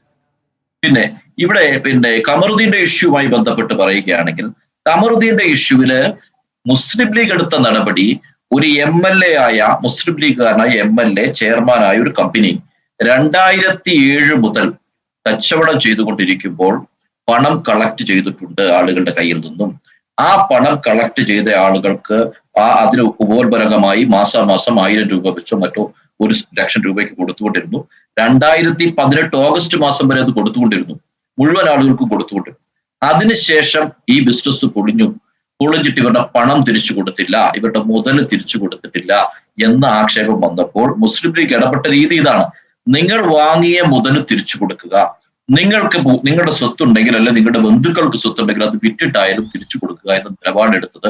നമ്മൾ ഈ കേസുമായി മുന്നോട്ട് എത്ര പോയാൽ പോലും അവരുടെ പണം തിരിച്ചു കിട്ടാനുള്ള സാധ്യത ഇല്ലാതാകുക. ഞാൻ ഒരു അഭിഭാഷകൻ എന്നുള്ള നിലയ്ക്ക് ഞാൻ പറയുകയാണ്, കമറുദ്ദീനെ ഇപ്പോ പിടിച്ച് ജയിലിലേക്ക് ഇട്ട് കഴിഞ്ഞത് കൊണ്ട് ഇവരുടെ പണം തിരിച്ചു കിട്ടുമോ? ഇവരുടെ പണം തിരിച്ചു കിട്ടണമെങ്കിൽ കമറുദ്ദീനും ആ പൂക്കോയത്തങ്ങളും അതുമായി ബന്ധപ്പെട്ട ഡയറക്ടേഴ്സ് എല്ലാം അവരുടെ അസറ്റ് വിട്ടിട്ട് ഇവരുടെ പണം തിരിച്ചു കൊടുക്കാൻ തയ്യാറാകണം. അതിനുവേണ്ടിയാണല്ലോ ഈ കല്ലട്ടർ മൈൻഹാജിയെ ചുമതലപ്പെടുത്തിയത്. 2 മാസമായി. എന്താണ് സർ കല്ലട്ടർ മൈൻഹാജി കണ്ടെത്തിയത്? ഈ 180 കോടി പിരിച്ച ഈ മനുഷ്യരുടെ കയ്യിൽ 749 പേരിൽ അതിൽ പരാതി തന്നിരിക്കുന്ന 117 പേർക്കും പൈസ തിരിച്ചു കൊടുക്കാനുള്ള ആസ്തി പൂക്കോയ തങ്ങൾക്കും ഈ കമറുദ്ദീനും ഉണ്ട് എന്ന് കണ്ടെത്തിയിട്ടുണ്ടോ? ഈ പൂക്കോയ തങ്ങൾ എന്ന ആള് നിലവിൽ ഒളിവിലാണ്. ഇതുമായി ബന്ധപ്പെട്ട ചില തർക്കങ്ങളൊക്കെ അവിടെ ഉണ്ടായിട്ടുണ്ട്. പൂക്കോയ തങ്ങളെ അറസ്റ്റ് ചെയ്യാൻ ഇപ്പൊ ഗവൺമെന്റ് തയ്യാറാകുന്നത് ഞാനത് ഒരു ദുരൂഹമായിട്ടാണ് കാണുന്നത്. കമറുദ്ദീൻ ഒരു ചെയർമാൻ എന്ന നിലയ്ക്ക് മാത്രമാണ് ആ ബിസിനസ്സിൽ ബന്ധപ്പെട്ടിരിക്കുന്നത്. മാനേജ് ചെയ്തിരുന്നയാൾ, ഇപ്പൊ ഉദാഹരണത്തിന് ഒരു കമ്പനി ബിസിനസ് ചെയ്താൽ, നമ്മളൊരു ക്രിമിനൽ കേസ്, ഒരു 138 കേസ് ആണെങ്കിൽ ശരി, ക്രിമിനൽ കേസ് നടത്തിയാലും ആരാണ് ഈ മാനേജ്മെന്റ് ഇതിന്റെ അഫയേഴ്സ് മാനേജ് ചെയ്തിരുന്നോ അവർക്കാണ് ലയബിലിറ്റി വരത്തുള്ളൂ. ക്രിമിനൽ പ്രൊസീജിയർ അങ്ങനെയല്ലേ? അപ്പോ ആ ലയബിലിറ്റി ആർക്കാണോ വന്നിരിക്കുന്നത് അയാൾക്ക് അറസ്റ്റ് ഇല്ല. അയാളുടെ അസറ്റ് ആയിട്ട് ഞാൻ ഇപ്പോഴും സംശയിക്കുന്നു. അല്ല സാർ, ഒളിവിൽ പോകുന്ന കക്ഷിയുമായിട്ടാണല്ലോ കൂട്ടുകച്ചവടം നടത്തിയത് MLA. ഒളിവിൽ പോയാൽ അത്രത്തോളം കുപ്രസിദ്ധനാണെങ്കിൽ ആ കുപ്രസിദ്ധനായ ആ കുറ്റവാളിയുമായിട്ട് ചേർന്ന് കൂട്ടു ബിസിനസ് നടത്തി എന്നൊരൊറ്റ കാരണം മതിയല്ലോ ഈ MLA-യുടെ സ്ഥാനം എടുത്തു മാറ്റാൻ. അതെന്തുകൊണ്ട് പാർട്ടി ശ്രമിക്കുന്നില്ല? ഞാൻ പറയുന്നത്, ഒളിവിൽ പോയ ഈ ആളെയും വിളിച്ചു വരുത്തി അയാളുടെ അസറ്റ് കണ്ടെത്തി, മുഴുവൻ ഡയറക്ടേഴ്സിന്റെയും അസറ്റുകൾ കണ്ടെത്തി ഈ പണം തിരിച്ചു നൽകുന്നതിന് വേണ്ടിയിട്ടുള്ള നടപടി കഴിഞ്ഞ ആഴ്ചയല്ലേ?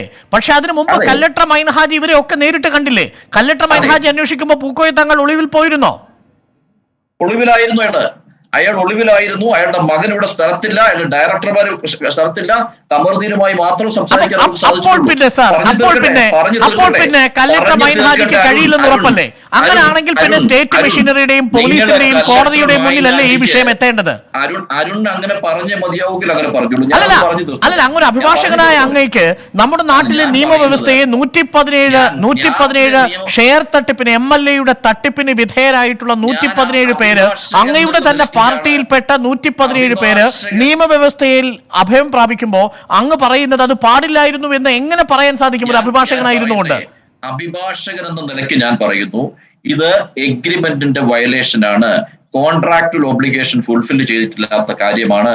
അതിന് സൂട്ടിലേക്ക് നിങ്ങൾ പോകണം, അവരുടെ അസറ്റ്സ് അറ്റാച്ച് ചെയ്യണം, ആരുടെയൊക്കെയാണോ അസറ്റ് അത് അറ്റാച്ച് ചെയ്യാൻ വേണ്ടി മുന്നോട്ട് പോകണം എന്ന് ഇല്ലെങ്കിൽ പണം നഷ്ടപ്പെട്ടവരുടെ പണം തിരിച്ചു കിട്ടില്ല. ഇവർ ചെയ്തത് എന്താണെന്ന് അറിയാമോ? തിരിച്ചു കിട്ടുന്നതിന് എന്തെങ്കിലും സാധ്യത ഉണ്ടായാൽ, ഈ പണം തിരിച്ചു കിട്ടിക്കഴിഞ്ഞാൽ ഈ കേസുകൾ വിഡ്രോ ചെയ്ത് പോകുമോ എന്ന് പേടിച്ച് അത് പരിഹരിക്കാനുള്ള അറ്റംപ്റ്റിന്റെ ഇടയിൽ അറസ്റ്റ് ചെയ്ത് അവർക്ക് പണം ഒറ്റ സംശയം അല്ല ശ്രീ മുഹമ്മദ് ഷാ, ഒറ്റ സംശയം. ഈ 77 പേര് ചന്ദേര പോലീസ് സ്റ്റേഷനിൽ കൊണ്ട് പരാതി കൊടുക്കുന്നു. ഇങ്ങനെ വിശ്വാസവഞ്ചന അടക്കമുള്ള കാര്യങ്ങൾ ചൂണ്ടിക്കാട്ടിക്കൊണ്ട് പരാതി കൊടുക്കുന്നു. പരാതി കൊടുത്താൽ പോലീസ് സ്റ്റേഷൻ എന്താ ചെയ്യേണ്ടത്?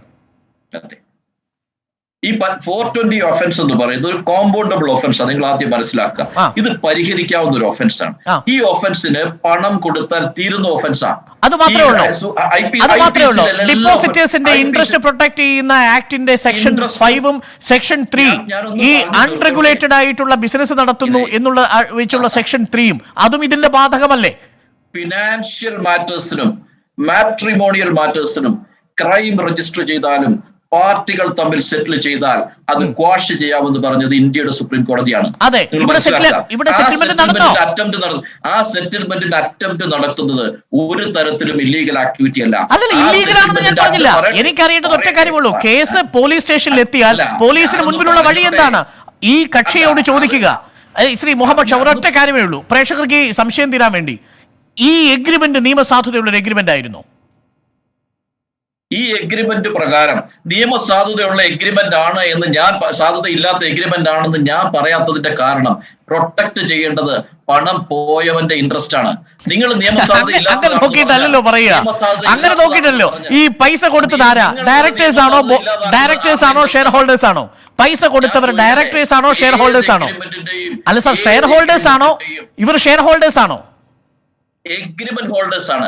എഗ്രിമെന്റ് ഹോൾഡ് ചെയ്യുന്നയാളുടെ എഗ്രിമെന്റ് ലീഗൽ ആണോ നിലനിൽക്കുന്നതാണോ എന്ന് തീരുമാനിക്കേണ്ടത് ആ ഓരോ എഗ്രിമെന്റും കാണുന്ന അതാത് കോടതികളാണ്. ആ കോടതി എന്താ പറഞ്ഞത്? ഈ കോടതി എന്താ പറഞ്ഞത്? നിലവിൽ ജാമ്യം നിഷേധിക്കുമ്പോൾ ഈ ഹോസ്ദുർഗ് കോടതി എന്താ പറഞ്ഞത്? ജാമ്യം നിഷേധിക്കുന്ന സമയത്ത് അരുൺ ക്രിമിനൽ കോടതികളും സിവിൽ കോടതികളെ കുറിച്ച് മനസ്സിലാകാത്തോണ്ടാണ് നിങ്ങൾ അങ്ങനെ പറയുന്നത്. അല്ലല്ല, എന്റെ സംശയം ഇത്രേ ഉള്ളൂ. ഒരു വെള്ളക്കടലാസിൽ സ്റ്റാമ്പ് എഴുതി, ഒരു വെള്ളക്കടലാസിൽ ഹൈക്കോടതി എന്താ ചോദിച്ചത്?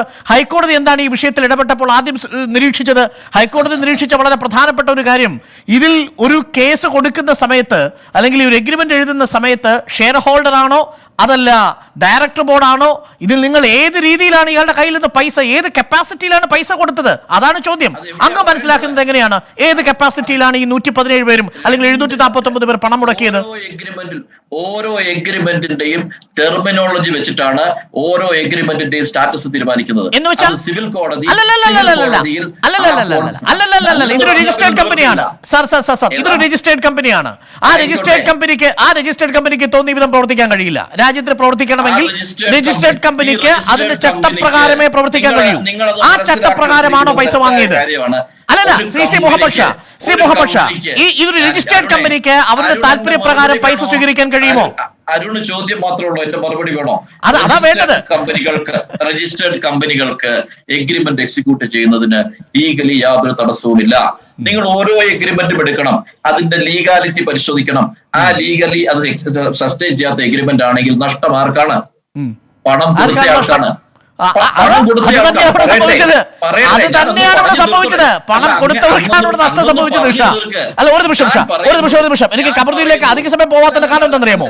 ഇത്രയും അധികം 150 കോടി രൂപയുടെ നഷ്ടം ഈ നിക്ഷേപകർക്ക്, അത് മുസ്ലിം ലീഗിൽപ്പെട്ട അണികൾക്ക് സംഭവിച്ചിട്ടും അവർ പോലീസ് സ്റ്റേഷനിൽ കേസ് കൊടുത്തിട്ട് ആ കേസ് എടുത്തു എന്ന് പറയുന്നതാണ് കുറ്റകരം എന്ന് പറയുന്ന മുസ്ലിം ലീഗിന്റെ നേതൃത്വം. അതെനിക്ക് മനസ്സിലാവുന്നതേയില്ല. റഹീം, ഇവിടെ പ്രതിപക്ഷ നേതാക്കളും ഇപ്പോൾ മുഹമ്മദ് ഷായും ഉന്നയിക്കുന്ന ഈ കേസുകളെ തമ്മിൽ നിങ്ങൾ ബന്ധിപ്പിക്കരുത്. സ്വർണ്ണത്തട്ടിപ്പ് കേസ്, മയക്കുമരുന്ന് ലഹരിക്കടത്തുമായി ബന്ധപ്പെട്ട ഒരു നിമിഷം ഷായിലേക്ക് ഞാൻ വരാം. ഞാൻ ഈ റഹീമിനോട് ചോദിച്ച ചോദ്യം ഇതാണ്. ഷാ തന്നെ മുന്നോട്ട് വെച്ചൊരു പ്രധാനപ്പെട്ട പ്രശ്നം, ഇത് രണ്ടു രീതിയിൽ നിൽക്കുന്ന കേസുകളാണ്, അതിനെ തുലനപ്പെടുത്തരുത് എന്നാണ്. ഷായിക്ക് ചോദിക്കാം, അതിനുശേഷം ഞാൻ റഹീമിലേക്ക് വന്നിട്ട് സന്ദീപിലേക്ക് വരാം. ഷാ, ചോദിച്ചോളൂ. MC കമറുദ്ദീൻ വാങ്ങിയ പണം തിരിച്ചു കൊടുത്താൽ ആ പ്രശ്നം തീരും. ബിനീഷിന്റെ കേസ് കൊണ്ടുവന്ന കഞ്ചാവ് തിരിച്ചു കൊടുത്താൽ തീരുമോ? ശിവശങ്കറിനെതിരെയൊക്കെയുള്ള കേസ് സ്വർണം തിരിച്ചു കൊടുത്താൽ തീരുമോ? ഇത് തമ്മിലുള്ള വ്യത്യാസം അത്രയേ ഉള്ളൂ. റഹീം, എത്ര ദയനീയമാണ് ഈ പറയുന്നത്. നിങ്ങൾ ഈ പറയുന്ന ബിനീഷ് കൊടിയേരി കൊടുത്താൽ തീരുമോ വാങ്ങിയാൽ തീരുമോ എന്നെല്ലാം തന്നെ അയാളോട് ചോദിക്ക്, അദ്ദേഹത്തിൻ്റെ പ്രതിനിധിയോട് ചോദിക്ക്, എന്നോടല്ല ചോദിക്കേണ്ടത്. ഞാൻ ശ്രീ ഷായോട് പറയുന്നത് E.T. മുഹമ്മദ് ബഷീറിൻ്റെ മകനെക്കുറിച്ചല്ലോ. E.T. മുഹമ്മദ് ബഷീർ എന്ന അക്കൗണ്ടബിലിറ്റി ഉള്ള ഒരു MLA കുറിച്ചാണ്, ഖമറുദ്ദീനെ കുറിച്ചും ഷാജിയെക്കുറിച്ചുമാണ് സംസാരിക്കുന്നത്. എന്തേ ഇതുവരെ അത് മനസ്സിലാകാത്തത്? എത്ര വന്യമായാണ് അങ്ങനെ ന്യായീകരിക്കാൻ ശ്രമിച്ചത്? നോക്കൂ, ഖമറുദ്ദീൻ്റെ വിഷയത്തിൽ നിങ്ങൾ ഈ പറയുന്നതിനേക്കാൾ എത്രയോ പരിണിതപ്രജ്ഞരായ ന്യായാധിപന്മാർ ഹൈക്കോടതിയിൽ കേട്ട് നിങ്ങളുടെ ഈ വാദമായിരുന്നല്ലോ, ഇത് FIR ക്രൈം കേസ് നിൽക്കില്ല എന്നായിരുന്നല്ലോ ഹൈക്കോടതിയിൽ പോയത്. എന്നിട്ട് ഹൈക്കോടതി വാദം കേട്ടിട്ട് എന്താ പറഞ്ഞത്? ക്രൈം കേസ് നിൽക്കുമെന്നല്ലേ. ഈ FIR നിൽക്കുമെന്നല്ലേ, FIR കോഷണമെന്ന് പറഞ്ഞല്ലേ അവർ പോയത് സാർ. അപ്പോൾ നമ്മൾ ഇതെല്ലാം ഇതാണ് ലീഗ്. പിന്നെ ഒരു കാര്യം, ലീഗിൽ നിന്ന് ധാർമ്മികത പ്രതീക്ഷിക്കാമോ? പ്രതീക്ഷിക്കുന്നവനെ തള്ളുകൊടുക്കണം. അതുകൊണ്ട് ഞാൻ ചോദിക്കട്ടെ, നമ്മുടെ ഇബ്രാഹിം കുഞ്ഞ് ഇപ്പോഴും ലീഗിൻ്റെ ഉന്നതാധികാര കോർ കമ്മിറ്റിയിലുണ്ട്. ഉന്നതാധികാരമായ ഒരു സമിതിയുണ്ട് പോലും അതിനകത്ത്. ആ സമിതിയുടെ ഒരു അംഗമായി ഇപ്പോഴും അദ്ദേഹം തുടരുന്നു. ഒരു ദിവസം പുറത്തേക്ക് ഇറക്കി നിർത്തിയോ? പോട്ടെ, പാലാരിവട്ടം പാലം അഴിമതിയാണ് എന്ന് ഇപ്പോഴും ഈ ലീഗ് സമ്മതിച്ചത്. പാലാരിവട്ടം പാലം പൊളിച്ചു മാറ്റിയത്, ആ പൊളിച്ചു മാറ്റുമ്പോൾ അലുവ കട്ട് ചെയ്യും പോലെയാണ് മാറ്റിയത്. അതുപോലും രാഷ്ട്രീയ പ്രേരിതമായിരുന്നു എന്ന് പറയുന്നവരാണിത്. അതിനകത്ത് അങ്ങനെ വളരെ നിസ്സാരമായി മുറിക്കാൻ കഴിഞ്ഞത് തന്നെ രാഷ്ട്രീയ പ്രേരിതമാണ് എന്ന് പറയുന്ന ആൾക്കാരാണ് ലീഗ്. ഈ എന്തൊക്കെയാണ്? ചന്ദ്രികയിൽ കള്ളപ്പണം വെളുപ്പിച്ചു, യാഥാർത്ഥ്യമല്ലേ ഇത് എന്തൊക്കെയാണ് നിങ്ങൾ കാണുന്നത്? ഇപ്പൊ ഈ യാഥാർത്ഥ്യങ്ങളുടെ നടുവിൽ നിൽക്കുമ്പോൾ ലീഗ്, ഒരു കാര്യം ഞാൻ പറയാം, ശ്രീ KM ഷാജിയും ഖമറുദ്ദീനും ലീഗിൽ ഇനി നല്ല രാഷ്ട്രീയ വളർച്ചയായിരിക്കും ലഭിക്കുക എന്നുള്ള വിശ്വാസമാണ് എനിക്കുള്ളത്. ശ്രീ കുഞ്ഞാലിക്കുട്ടിക്കെല്ലാം ശേഷം ലീഗിൽ നല്ല ഉന്നതങ്ങളിലേക്കുള്ള രാഷ്ട്രീയ വളർച്ചയ്ക്കുള്ള വയസ്സറിയിച്ചിരിക്കുകയാണ് ഈ രണ്ടുപേർ. എന്ന് പറഞ്ഞാൽ അവർ അതിൻ്റെ യോഗ്യതാ പരീക്ഷ പാസ്സായിരിക്കുന്നു എന്ന് വേണമെങ്കിൽ പറയാം. കാരണം അഴിമതി അവർക്ക് അലങ്കാരമാണ്, അതൊക്കെ അവരുടെ ഒരു രീതിയാണ്.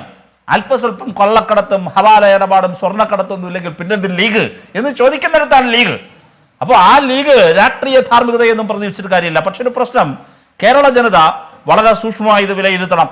ഇങ്ങനെയുള്ള വെട്ടിപ്പും തട്ടിപ്പും ഇത്തരം കാര്യങ്ങളും വലിയ കുറ്റകൃത്യങ്ങളും നടത്തുമ്പോഴും അതിനെ ചേർത്ത് നിർത്തുന്നവരാണ് ഇന്ന് കേരള രാഷ്ട്രീയത്തിൽ നിൽക്കുന്നത്. ഞാൻ ഒരു കാര്യം മാത്രം പറയുന്നു, അത് വളരെ കൃത്യമായ പൊളിറ്റിക്കൽ ആർഗ്യുമെന്റാണ്, പ്രത്യേകിച്ച് 2 തിരഞ്ഞെടുപ്പുകൾ നിൽക്കുമ്പോൾ. അരുൺ, അത് ഗൗരവ സ്വഭാവമുള്ളതാണെന്ന് ഞാൻ കരുതുന്നു.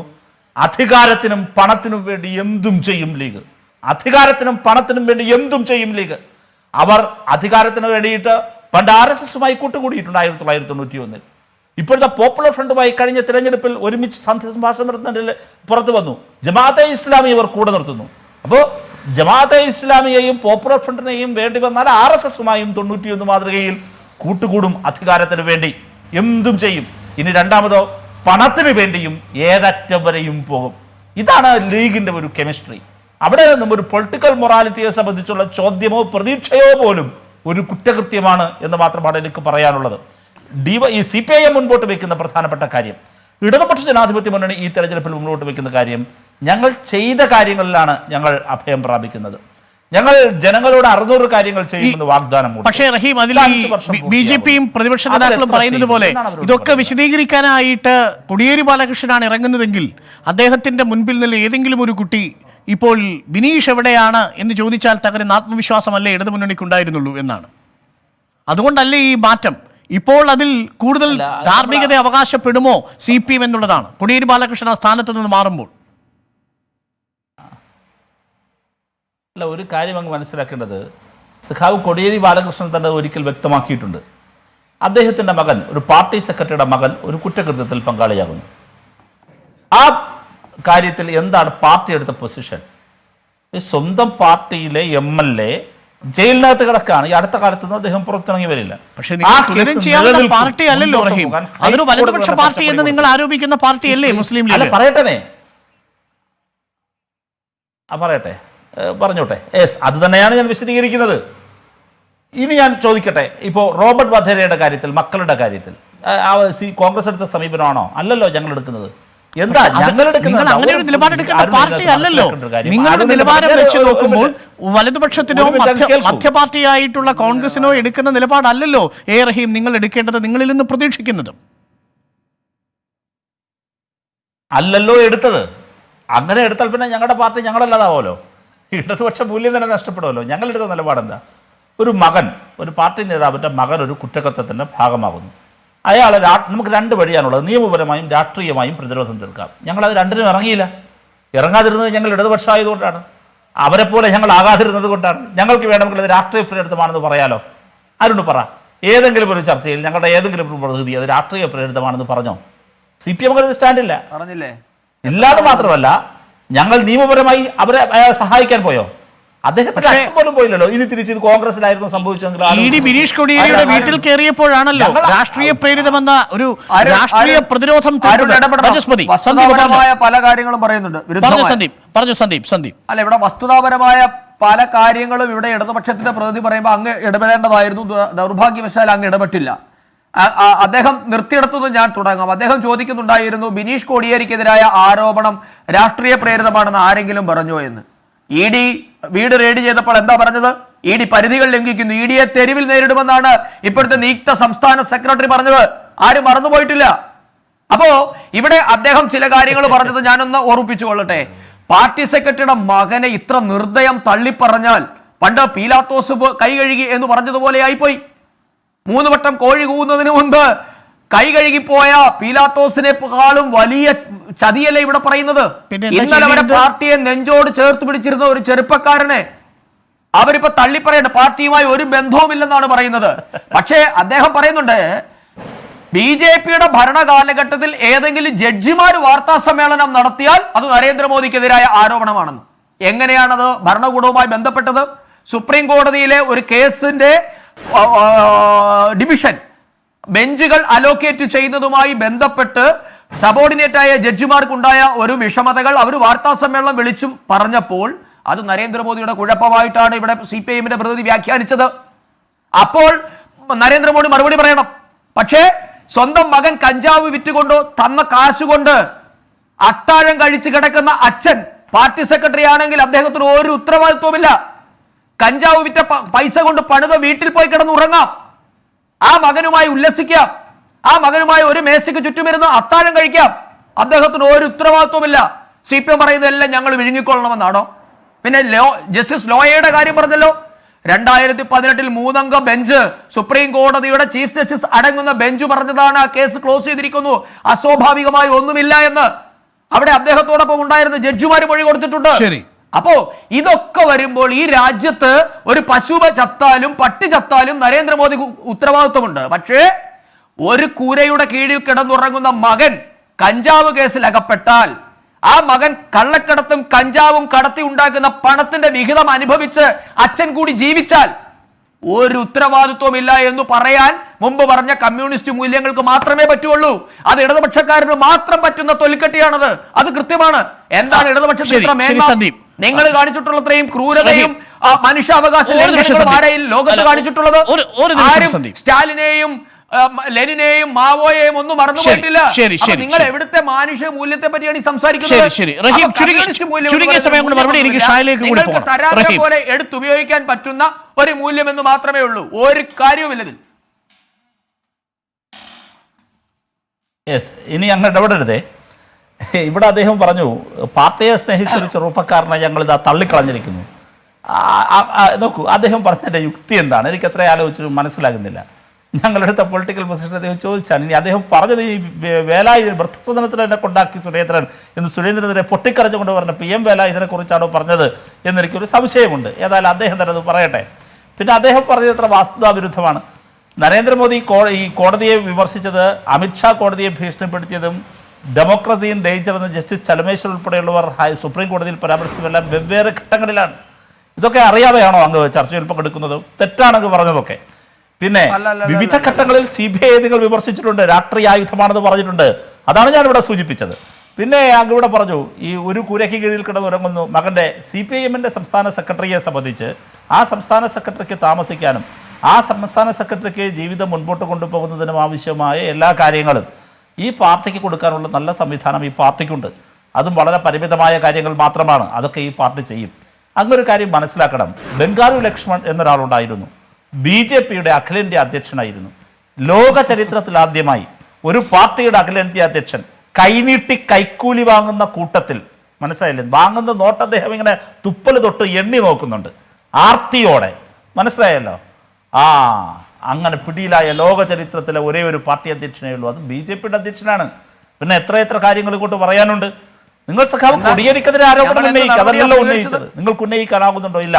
പകരം അല്ല, ഒന്ന് കേൾക്ക്, ഞാനൊന്ന് കംപ്ലീറ്റ് ചെയ്യട്ടെ, ഒന്ന് കേൾക്കൂ. അങ്ങ് ഇടയ്ക്കേറെ ഇടപെടരുത് ഞാൻ ആദ്യം പറഞ്ഞു. ഇവിടെ എന്താ കാര്യം? അദ്ദേഹത്തിൻ്റെ മകനാണ്. ഞാൻ പറയുന്നു, ജയ്ഷെ ഇയാൾക്കുണ്ടല്ലോ, അമിത്ഷായുടെ മകൻ, അദ്ദേഹത്തിനെതിരെ ആരോപണം ഉയർന്നു. നിങ്ങളെടുത്ത സമയം എന്താ? നിങ്ങൾ ഒരു വിഷയത്തിൽ ഇപ്പോൾ ഒരു മകനോ മകൾക്കോ എതിരെ ഒരു വിഷയത്തിൽ ആരോപണം ഉന്നയിച്ചാൽ അത് വ്യക്തിപരമായി അവരതിനെ നേരിടും.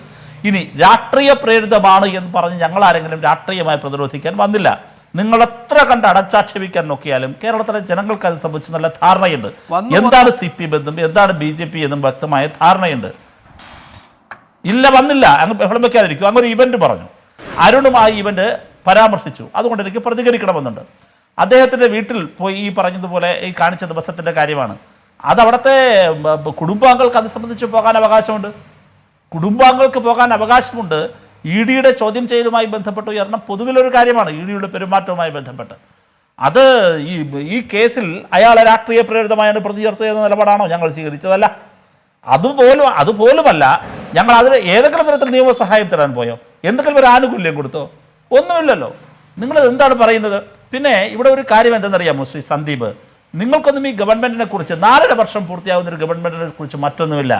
നിങ്ങൾക്കിപ്പോൾ ED ഒരു കിരീടം സിനിമയിൽ പറയാലോ, എന്നെയും ചേട്ടനെയും കൂടി അടിക്കാൻ ആരുണ്ടാന്ന് ചോദിക്കും പോലെ EDയെയും കൂടി പിടിച്ചിട്ട് സുരേന്ദ്രൻ ഇറങ്ങാണ്. നിങ്ങൾ ഒറ്റക്കിറങ്ങാൻ പ്രാപ്തിയുണ്ടോ ED ഇല്ലാതെ? നിങ്ങൾ ഈ രാജ്യമാകെ പിടിക്കാൻ ഇറങ്ങിയത് ED ഉണ്ടെങ്കിൽ സർക്കാരിന്റെ മുട്ടിടിക്കാനും പാടുള്ളതല്ലോ.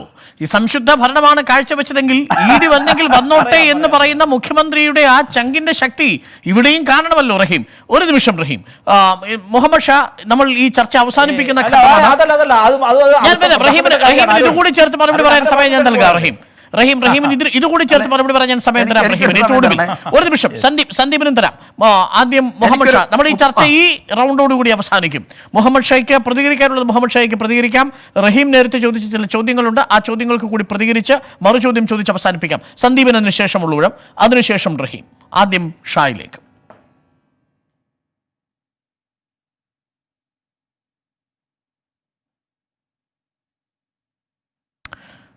ഷായുമായുള്ള ശബ്ദവിനിമയത്തിൽ ചെറിയൊരു തടസ്സമുള്ളത് കൊണ്ട് ഞാൻ സന്ദീപിലേക്ക് വരാം. സന്ദീപ്, റഹീം നേരത്തെ സൂചിപ്പിച്ച ചോദ്യങ്ങൾക്കുള്ള മറുപടി, മറിച്ചെന്തെങ്കിലും ചോദ്യങ്ങളുണ്ടെങ്കിൽ തിരികെ.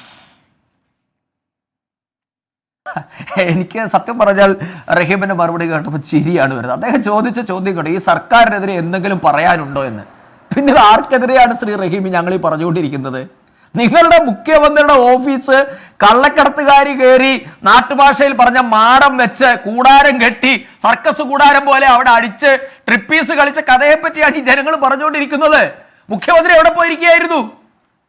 അദ്ദേഹത്തിന്റെ പ്രൈവറ്റ് സെക്രട്ടറി, അദ്ദേഹത്തിന്റെ അദ്ദേഹത്തിന്റെ പ്രിൻസിപ്പൽ സെക്രട്ടറി, ഇവരൊക്കെ കൂടെ ചേർന്ന കറക്ക് കമ്പനി ഈ രാജ്യത്ത് കള്ളക്കടത്തും സ്വർണ്ണക്കടത്തും മയക്കുമരുന്നും ഇലക്ട്രോണിക് ഉപകരണങ്ങളും ഒക്കെ ഇറക്കുമതി ചെയ്യുന്ന കഥയെ പറ്റിയാണ് ഈ പറയുന്നത്. നിങ്ങളുടെ സർക്കാരിന്റെ അഭിമാന പദ്ധതിയായ ലൈഫ് മിഷനിൽ കമ്മീഷൻ അടിച്ചു എന്ന് നിങ്ങളുടെ ധനകാര്യ മന്ത്രി തന്നെ സമ്മതിച്ചതിനെ പറ്റിയാണ് ഈ സംസാരിക്കുന്നത്. നിങ്ങളുടെ അഭിമാന പദ്ധതിയായ കെ-ഫോണിൽ കമ്മീഷൻ അടിച്ചതിനെ പറ്റിയാണ് സംസാരിക്കുന്നത്. നിങ്ങളുടെ അഭിമാന പദ്ധതിയായ ബസ് പദ്ധതിയിൽ, കേന്ദ്ര സർക്കാരിന്റെ ഉണ്ടല്ലോ സ്മാർട്ട് സിറ്റി പദ്ധതിയിൽ, അപ്പൊ ഈ സർക്കാരിന്റെ ഫ്ലാഗ്ഷിപ്പ് പ്രോഗ്രാം എന്ന് പറഞ്ഞ് നിങ്ങൾ അവതരിപ്പിച്ച എല്ലാ പദ്ധതികളിലും അഴിമതി നടന്നതിനെ പറ്റി സംസാരിക്കുമ്പോൾ ചോദിക്കുകയാണ് സർക്കാരിനെതിരെ എന്തെങ്കിലും പറയാനുണ്ടോ എന്ന്. ഈ രാമായണം മുഴുവൻ വായിച്ചിട്ടും സീതയ്ക്ക് രാമനുമായുള്ള ബന്ധം എന്താ എന്ന് ചോദിച്ചതിനെക്കാട്ടിൽ കഷ്ടമാണല്ലോ. ഒരു നിമിഷം സന്ദീപ്, ബന്ധപ്പെട്ട കാര്യം പറഞ്ഞതുകൊണ്ടാണ് ഒരു കൺഫ്യൂഷൻ ഉള്ളത്. ഈ NIA കോടതിയിൽ പറയുന്നത് പ്രകാരം ശിവശങ്കറിന് കിട്ടിയിരിക്കുന്ന കമ്മീഷൻ അത് എന്തിന്റെ അടിസ്ഥാനത്തിലാണ്? അല്ലെങ്കിൽ സ്വപ്ന സുരേഷിന്റെ കയ്യിൽ നിന്ന് കണ്ടെത്തിയിരിക്കുന്ന കമ്മീഷൻ, ആ ലോക്കറിൽ നിന്ന് കണ്ടെത്തിയിരിക്കുന്ന തുക, അത് എന്തുമായി ബന്ധപ്പെട്ടതാണ്? അത് ഓരോ ഘട്ടത്തിൽ അവർ വെളിപ്പെടുത്തുമല്ലോ. അല്ല, ഇപ്പോൾ നമ്മൾ തന്നെ മനസ്സിലാക്കിയിരിക്കുന്നത് അവർ പറഞ്ഞില്ലേ, നമ്മൾ അതനുസരിച്ചാണല്ലോ ശിവശങ്കറിനെ ഇപ്പോൾ ഹുക്ക് ചെയ്യുന്നത്. മുഖ്യമന്ത്രിയുടെ ഓഫീസിലേക്ക് ഇതിനെ കണക്ട് ചെയ്യുന്ന ഒരേ ഒരു പ്രധാനപ്പെട്ട മൊഴി ലോക്കറിൽ ഇരിക്കുന്ന പണം ശിവശങ്കറിന്റേതായിരുന്നുവെന്നാണല്ലോ. ഇതിൽ NIA പറഞ്ഞിരിക്കുന്നത് എന്താണ്? അതെ, അല്ല എനിക്കിപ്പോ NIA പറഞ്ഞിരിക്കുന്നത് എന്താണെന്ന് സ്പെസിഫിക് ആയിട്ട് എന്റെ ഓർമ്മ ശരിയാണെങ്കിൽ സ്വർണ്ണക്കടത്താണോ ലൈവ്, എനിക്കത് കൃത്യമായിട്ട് ഓർമ്മയില്ല. എന്താണ് അരുൺ ഓർമ്മിപ്പിച്ചാൽ ഞാനത് പറയാം. അതായത് സ്വർണ്ണക്കടത്തിന്റെ ക്രൈം പ്രൊസീഡ്സ് ആണ്, സ്വർണ്ണക്കടത്തിൽ നിന്ന് കിട്ടിയിരിക്കുന്ന പണമാണ് അവിടെ നിക്ഷേപിച്ചിരിക്കുന്നത് എന്നാണ് NIA കോടതിയിൽ കൊടുത്തിരിക്കുന്നത്. ED കൊടുത്തിരിക്കുന്നത് ലൈഫ് മിഷന്റെ കോഴപ്പണമാണ് എന്നാണ്. അപ്പോൾ എന്താണ് നമ്മൾ വിശ്വസിക്കേണ്ടത്? ശരി, രാം അല്ല, രണ്ട് അന്വേഷണ ഏജൻസികൾ കണ്ടെത്തിയ രണ്ട് കാര്യം, അല്ല ഞാൻ പറയാം. അവര് പറഞ്ഞിട്ടുണ്ടല്ലോ, കേരളത്തിന്റെ ധനകാര്യമന്ത്രി എന്താ പറഞ്ഞത്? എനിക്കറിയാമെന്ന് നെഞ്ചു വിരിച്ചു പറഞ്ഞില്ലേ? അല്ല, അത് ശിവശങ്കറിന് കൊടുത്ത കാര്യമല്ല. അതിനകത്ത് എന്താ അഭിപ്രായം? അത് ശിവശങ്കറിന് കൊടുത്തതല്ല, ഖാലിദിന് കൊടുത്തതാണ്. 4.5 കോടി അല്ലല്ല, നിക്കൂ, അത് ആ ഖാലിദിന് കൊടുത്തത് എവിടേക്ക് പോയി എന്ന് കണ്ടുപിടിച്ചിട്ടില്ലല്ലോ അരുൺ. ധനകാര്യമന്ത്രി നെഞ്ചു വിരിച്ചു പറഞ്ഞു എനിക്കറിയാം. ബ്രിട്ടാസ് അല്ല, അത് കണ്ടുപിടിച്ച് കഴിഞ്ഞില്ലല്ലോ അരുൺ. അത് അന്വേഷണം പൂർത്തിയാക്കി. ഇതൊക്കെ നമുക്ക് അന്വേഷണം പൂർത്തിയാക്കുന്ന ആ ചോദ്യങ്ങളൊക്കെ റിസർവ് ചെയ്ത് വെക്കൂ. ആ ചോദ്യങ്ങൾക്ക് അവസരമുണ്ട്. അല്ല, ഞാൻ പറഞ്ഞതുകൊണ്ട് ചോദിച്ചതേ ഉള്ളൂ. NIA ആകെയുള്ള 1 കോടി, ആ 1 കോടിയിൽ NIA പറയുന്നു അത് സ്വർണ്ണക്കടത്തിന്റെ ആണെന്ന്, ED പറയുന്നു അത് കോഴപ്പണമാണെന്ന്. ഇതിൽ ഏതാണ് എന്ന് രണ്ട് അന്വേഷണ ഏജൻസികൾക്കും വ്യക്തതയില്ല. അപ്പോൾ പിന്നെ എങ്ങനെയാണ് മുഖ്യമന്ത്രിയുടെ ഓഫീസിൽ ഈ മാടപ്പണിഞ്ഞു എന്നും ഈ പറയുന്ന കള്ളക്കടത്ത് സംഘം മേഞ്ഞു എന്നും ഒക്കെയുള്ള നിഗമനങ്ങളിലേക്ക് നമ്മൾ എത്തുക? നമ്മുടെ മുൻപിലുള്ള ഈ രേഖയുടെ അടിസ്ഥാനത്തിലല്ലേ അത് കഴിയൂ. ആ 1 കോടി പോലും ശിവശങ്കറിന്റേതാണോ എന്നതിൽ NIAക്ക് വ്യക്തതയില്ല. അല്ല, NIAക്ക് വ്യക്തത വരുമല്ലോ. അന്വേഷണത്തിന്റെ ഓരോ ഘട്ടത്തിൽ അല്ല ഇപ്പൊ പറഞ്ഞതിനെ പറ്റി നമുക്ക് സംസാരിക്കാമല്ലോ. ഇപ്പോൾ എന്താണ് പറഞ്ഞത്? അല്ല, ഇപ്പോഴും NIA ആ നിലപാടിലാണ് സന്ദീപ്. എന്താ പറഞ്ഞത്? ഇപ്പോഴും NIA ആ നിലപാടിലാണ്, സ്വർണ്ണക്കടത്തിന്റെ വിഹിതമാണെന്നാണ്. ED തിരിച്ചാണ്. ഏതാ വിശ്വസിക്കേണ്ടത്? ഞാൻ പറഞ്ഞില്ലേ, അതാത് അന്വേഷണ ഏജൻസികൾക്ക് കിട്ടുന്ന വിവരങ്ങളാണ് അവർ. 2 രീതിയിൽ അവർക്ക് കമ്മീഷൻ കിട്ടിയിട്ടുണ്ടാകാം. അങ്ങനെയാണ്. ഒറ്റ കോടിയോ കമ്മീഷൻ കിട്ടിയിട്ടുണ്ടാകാം, 1 കോടിയോ? ഇരട്ട 1 കോടി. ആ ഇരട്ട 1 കോടി എങ്ങനെ വരും? ഒറ്റ കോടിയല്ലേ ഉള്ളൂ. ഒറ്റ കോടിയല്ലേ 1 കോടി. അല്ല, അതിന്റെ ബൈഫർക്കേഷൻ നിങ്ങളോട് പറഞ്ഞോ? സ്വർണ്ണക്കടത്തിന് ഇത്ര, NIA 1 കോടി രൂപ സ്വർണ്ണക്കടത്തുമായും ലൈഫുമായും ബന്ധപ്പെട്ട് കിട്ടിയിട്ടുണ്ടാകാം. അതിന്റെയൊക്കെ അന്വേഷണം പറഞ്ഞിട്ടില്ല. സോറി, വിവരങ്ങൾ അങ്ങനെ ഒരു ഏജൻസിയും പറഞ്ഞിട്ടില്ല. ഒന്നുകിൽ സ്വർണ്ണക്കടത്ത് അല്ലെങ്കിൽ കുഴപ്പണം. NIA പറയുന്നു സ്വർണ്ണക്കടത്ത്, ED പറയുന്നു കുഴപ്പണം. അതെങ്ങനെ പറയാൻ പറ്റും? കിട്ടിക്കൂടെ? അത് NIA എടുത്ത് ED എടുത്ത് അങ്ങ് ചോദിക്കണം. അത് കോടതിയിൽ കൊടുത്തിരിക്കുന്നത് അവരാണ്. അല്ല, അതെ. അപ്പൊ അരുണിനും വലിയ ധാരണയില്ല. എനിക്ക് ധാരണയുണ്ട്. ED കോടതിയെ കൊടുത്തിരിക്കുന്നത് കുറിച്ച് എനിക്ക് ധാരണയുണ്ട്. NIA കോടതിയെ കൊടുത്തിരിക്കുന്നതിനെ കുറിച്ച് എനിക്ക് ധാരണയുണ്ട്. പക്ഷെ NIAക്കും EDക്കും എങ്ങനെയാണ് ഈ ധാരണ വന്നത് എന്നതിനെ കുറിച്ച് എനിക്ക് ധാരണയില്ല. അല്ല, ആ 2 കാര്യത്തെ പറ്റിയാണല്ലോ പറഞ്ഞത്. സ്വർണ്ണക്കടത്ത് വഴിയുമാകാം, ലൈഫ് മിഷനിൽ കൂടി കിട്ടിയതുമാകാം. 2 ആയിക്കൂടെ? അങ്ങനെ ഏതെങ്കിലും ഏജൻസി പറയുന്നുണ്ടോ? പൂർണ്ണ വിവരങ്ങൾ പുറത്തു വരുമല്ലോ. അങ്ങനെ ഏതെങ്കിലും ഏജൻസി പറയുന്നുണ്ടോ? 2 ഏജൻസികൾ 2 റിപ്പോർട്ടല്ലേ കൊടുക്കുന്നത്? അങ്ങനെയാണോ? Comprehensive report. ഇത് നിൽക്കില്ലല്ലോ. അല്ലല്ല, ഇതിന് അവിടെ നിൽക്കുവാരുണേ. അല്ല, വെറുതെ ചിരിക്കാതെ, വെറുതെ ഇതിന് 2നെയും കൂടെ സൂപ്പർവൈസ് ചെയ്യുന്ന ഇതിനെ 2നെയും കൂടെ സൂപ്പർവൈസ് ചെയ്യുന്ന ഒരു ഏജൻസി കൊടുക്കുന്ന കോംപ്രിഹെൻസീവായ റിപ്പോർട്ട് ഒന്നും അല്ലല്ലോ അത്. 2 ഏജൻസികളും പറ്റുമോ? അതെന്താ? ശരി, അത് അവരോട് ചോദിക്കൂ. എന്നോടാണോ ചോദിക്കേണ്ടത്? അവരുടെ കണ്ടെത്തലാണോ?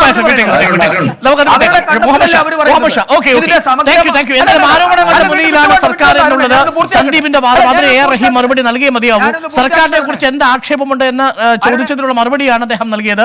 അതിന് നിരവധി ആരോപണങ്ങൾ ഈ സർക്കാരിന് മുന്നിൽ പ്രതിപക്ഷം വയ്ക്കുന്നുണ്ട്. ഇപ്പോഴും ഞാൻ മനസ്സിലാക്കുന്നത്, ഇപ്പോഴും കേന്ദ്ര വിദേശകാര്യ സഹമന്ത്രി മാധ്യമങ്ങളെ കാണിക്കണം. എനിക്ക് അതിവേഗം അതിലേക്ക് പോകണം.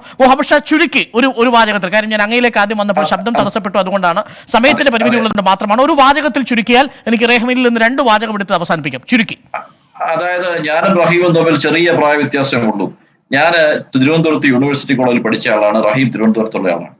സ്റ്റുഡന്റ് സെന്ററിലും AKG സെന്ററിലും ഒക്കെ ബിനീഷ് കൊടിയേരി ആരായിരുന്നു എന്ന് നമുക്കെല്ലാം വ്യക്തമായിട്ട് അറിയാം. അദ്ദേഹം കോൺഗ്രസ്സുകാരനോ BJP-കാരനോ ഒന്നുമല്ല. വിദ്യാർത്ഥി രാഷ്ട്രീയം ഉൾപ്പെടെ CPM-ന് വേണ്ടി അതിശക്തമായ പോരാട്ടം, എല്ലാവിധ ഗുണ്ടാപരിപാടികളും നടത്തിക്കൊണ്ടിരുന്നയാളാണ്. കേരളത്തിന്റെ ആഭ്യന്തരമന്ത്രിയായിട്ട് കൊടിയേരി ബാലകൃഷ്ണൻ ഇരിക്കുന്ന സമയത്തും ഒക്കെ ചെയ്തുകൊണ്ടിരുന്നതാണ്.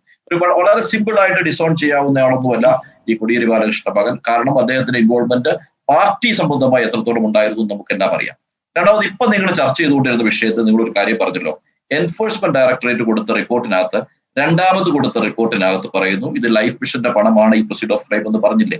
അതിന്റെ ഒരു കാരണം ഇതാണ്. അതായത് ആദ്യം ഇൻവെസ്റ്റിഗേഷൻ നടത്തിക്കൊണ്ടിരിക്കുന്ന സമയത്ത് അവർക്ക് കിട്ടിയ മൊഴിയുടെ അടിസ്ഥാനത്തിൽ അത് കള്ളക്കടത്താണെന്ന് മനസ്സിലാക്കുന്നു. അതിനുശേഷമാണ് ശിവശങ്കറിനെ ചോദ്യം ചെയ്തത്. ശിവശങ്കറിനെ ചോദ്യം ചെയ്ത് മുന്നോട്ട് പോകുമ്പോഴാണ് ശിവശങ്കറിന്റെ വാട്സാപ്പ് മെസ്സേജുകൾ വരുന്നത്. നമ്മളൊരു മൊഴിയും ഒരു ഡോക്യുമെന്ററി എവിഡൻസും തമ്മിലുള്ള വ്യത്യാസമാണത്. മൊഴിയിലൂടെ കിട്ടുന്നതിൽ നിന്നും കൂടുതൽ വെറാസിറ്റി ഡോക്യുമെന്ററി എവിഡൻസ്, അതായത് അന്നേ കാലത്ത് ശിവശങ്കർ അയച്ച വാട്സപ്പ് മെസ്സേജുകളിൽ ഈ കമ്മീഷനെ കുറിച്ച് മെൻഷൻ ചെയ്ത് കഴിഞ്ഞാൽ അത് കള്ളക്കടത്തിൻ്റെതല്ല, അത് ലൈഫ് മിഷന്റേതിലാണ് എന്ന് അന്വേഷിക്കാൻ ഇൻവെസ്റ്റിഗേറ്റിംഗ് ഏജൻസി നിർബന്ധിതരാകും. മുമ്പ് അങ്ങനെ പറഞ്ഞു പോയത് കൊണ്ട് അതിലേക്ക് പോകാൻ പാടില്ല എന്ന് പറയുന്നത് ഇൻവെസ്റ്റിഗേഷനിലെ ഒരു എററാണ്. ആ എറർ കമ്മിറ്റ് ചെയ്യാൻ പാടില്ല. വൺസ് കള്ളക്കടത്ത് എന്ന് പറഞ്ഞത് കൊണ്ട് ലൈഫ് മിഷൻ ആണെന്നുള്ള ആംബിൾ എവിഡൻസ്, ഡോക്യുമെന്ററി എവിഡൻസ് കിട്ടിയാൽ അതിലേക്ക് പോയേ മതിയാവുള്ളൂ. രണ്ടാമത് ഫൈനലായി ഞാൻ പറയുന്നു, ഏത് കേസിന്റെയും ട്രയൽ ആരംഭിക്കുന്നത് കൊടുക്കുന്ന ഫൈനൽ കുറ്റപത്രത്തിൽ നിന്നാണ്. അവിടെ ഈ പ്രൊസീഡ് ഓഫ് ക്രൈം ഏത് ഒഫൻസുമായി ശരി അന്തിമ കുറ്റപത്രം വരുന്ന ഘട്ടത്തിൽ മാത്രമാണ് അത് മുന്നിലേക്ക് വരിക എന്നുള്ളതാണ് ഷാ പ്രധാനമായിട്ടും ഉന്നയിക്കുന്ന ഒരു കാര്യം. റഹീം, ചുരുക്കി അവസാനിപ്പിക്കാം. BJP പ്രതിനിധി ഇവിടെ രാമായണത്തിന്റെ കഥ പറഞ്ഞു. എനിക്ക് മനസ്സിലായി അങ്ങ് രാമായണം വായിച്ചിട്ടല്ല, മറിച്ച് ബോബനും മോളിയും വായിച്ചിട്ടാണ് രാമായണത്തെക്കുറിച്ച് പറഞ്ഞുകൊണ്ടിരുന്നതെന്ന് ഇപ്പോഴാണ് എനിക്ക് മനസ്സിലായത്. അങ്ങ് ആകാം, അല്ലാതിരിക്കാം, ആണോ അല്ലയോ എനിക്കറിയില്ല, അവരോട് ചോദിക്കുമെന്നെല്ലാമാണ്. അതിനോട് എത്ര സഹായകരമായിട്ടാണ് ഒക്കച്ചങ്ങായിയായ ലീഗ് നിങ്ങളോട് സഹകരിച്ചിരിക്കുന്നത്. ലീഗ് വളരെ നല്ല നിലയിൽ നിങ്ങളോട് സഹകരിച്ചു. നിങ്ങളോട് പറയുകയാണ്, എന്താണ് ശ്രീ മുഹമ്മദ് ഷാ പറഞ്ഞതിന്റെ അർത്ഥം?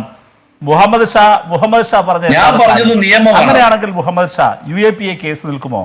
എന്താണ് ജയിലിൽ കിടക്കുന്ന വേണ്ടത്? UAPAയിൽ നിന്ന് മാറണം, അവരിൽ നിന്ന് UAPA മാറിക്കിട്ടണം. UAPA മാറിക്കിട്ടണമെങ്കിൽ ഷാ പറയുന്നത് UAPA മാറ്റാനുള്ള വഴിയല്ലേ പറഞ്ഞു കൊടുക്കുന്നേ? എന്താണ് ഈ ലോക്കറിൽ പൈസ ലൈഫിന്റെ കമ്മീഷനാണ് എന്നത്? പറയട്ടെ, ഒന്ന് വെയിറ്റ് ചെയ്യൂ സാർ, വെയിറ്റ് ചെയ്യൂ. ഇത് ആദ്യം ആരാണ് പറയുന്നത്? എവിടെ നിന്നാണ് വരുന്നത്? അത് ആവിർഭവിക്കുന്നത് തന്റെ ജാമ്യാപേക്ഷയിൽ സ്വപ്ന സുരേഷ് കൊടുക്കുന്ന ആപ്ലിക്കേഷനിൽ പറയാണ്. സ്വപ്ന പറയുന്നു, ഈ NIA കണ്ടെത്തിയിരിക്കുന്ന ലോക്കറിലിരിക്കുന്ന പണം ഞാൻ കള്ളക്കടത്ത് നടത്തി തീവ്രവാദ ശക്തികളിൽ നിന്ന് വാങ്ങിയ പൈസയല്ല, മറിച്ച് എനിക്ക് യൂണിറ്റ് ആക്ട് തന്ന കമ്മീഷനാണെന്ന് ആദ്യമായി പറയുന്നത് ആരാണ്? സ്വപ്നയാണ്. സ്വപ്ന എന്തിനാ കണ്ടൻഷൻ മുമ്പോട്ട് വെച്ചു? അങ്ങനെ വാദിച്ചാൽ മാത്രമേ UAPAയിൽ നിന്ന് അവർക്ക് രക്ഷ നേടാൻ കഴിയൂ. അവർക്ക് ചെയ്യേണ്ടത് UAPAയിൽ നിന്ന് മോചനം കിട്ടുക എന്നുള്ളതാണ്. അതിനെന്ത് ചെയ്തു? അവരത് കമ്മീഷൻ തുകയാണെന്ന് പറഞ്ഞു. ദൗർഭാഗ്യവശാൽ BJPയും കോൺഗ്രസിനും ഇന്ന് ആവശ്യം അങ്ങനെ ഒരു വാദമാണ്. അപ്പോൾ യഥാർത്ഥത്തിൽ സ്വർണ്ണക്കള്ളക്കടത്ത് കേസിലെ പ്രതികളെ രക്ഷിച്ചു കൊടുക്കാമെന്ന് BJP ഇവിടെ വാക്കു കൊടുത്തിരിക്കുന്നു. അതിലെ യാഥാർത്ഥ്യം. അതുകൊണ്ടാണ് NIAയുടെ കണ്ടെത്തലിന് കോൺട്രഡിക്ടറിയായി ED ഒരു അന്വേഷണം കൊണ്ടുവരുന്നത്. രണ്ട് കാര്യങ്ങളാണ് അരുണേ. ഒന്ന്, മുഖ്യമന്ത്രിയുടെ ഓഫീസിനെ പ്രതികൂട്ടിലാക്കി രാഷ്ട്രീയമായി മറിച്ച് സ്വപ്ന സുരേഷ് ഉൾപ്പെടെയുള്ള പ്രതികളെ രക്ഷപ്പെടുത്തുന്ന കരാറാണ്. സ്വപ്ന സുരേഷ് ഉൾപ്പെടെയുള്ള പ്രതികളെ രക്ഷപ്പെടുത്തുന്ന കരാറാണ് BJP എടുത്തിരിക്കുന്നത്. ഇത്തരത്തിലൊരു കണ്ടെത്തൽ കോടതിയുടെ മുൻപാകെ അവതരിപ്പിച്ചിരിക്കുന്നത്. അത് മാത്രമല്ല, ഞാൻ എല്ലാ അന്വേഷണത്തെയും കൂടെ ഏകോപിപ്പിക്കുന്ന ഒന്ന് പറഞ്ഞു കൊടുക്കും അദ്ദേഹത്തിന്. അരുണേ, ഒന്ന് സഹായിച്ചട്ടെ, ഒന്ന് അദ്ദേഹത്തെ പറഞ്ഞു കൊടുത്തട്ടെ എന്താ കഥയെന്ന്. അദ്ദേഹത്തിന് മനസ്സിലായിട്ടില്ല. എന്റെ പൊന്നു ചങ്ങാതി, UAPA പോകും, അവരുടെ ആവശ്യം UAPA പോകണമെന്നാണ്. ഈ പ്രൊസീഡിങ്സ് തീരുമാനിക്കേണ്ട ആവശ്യമില്ലല്ലോ റഹീമേ.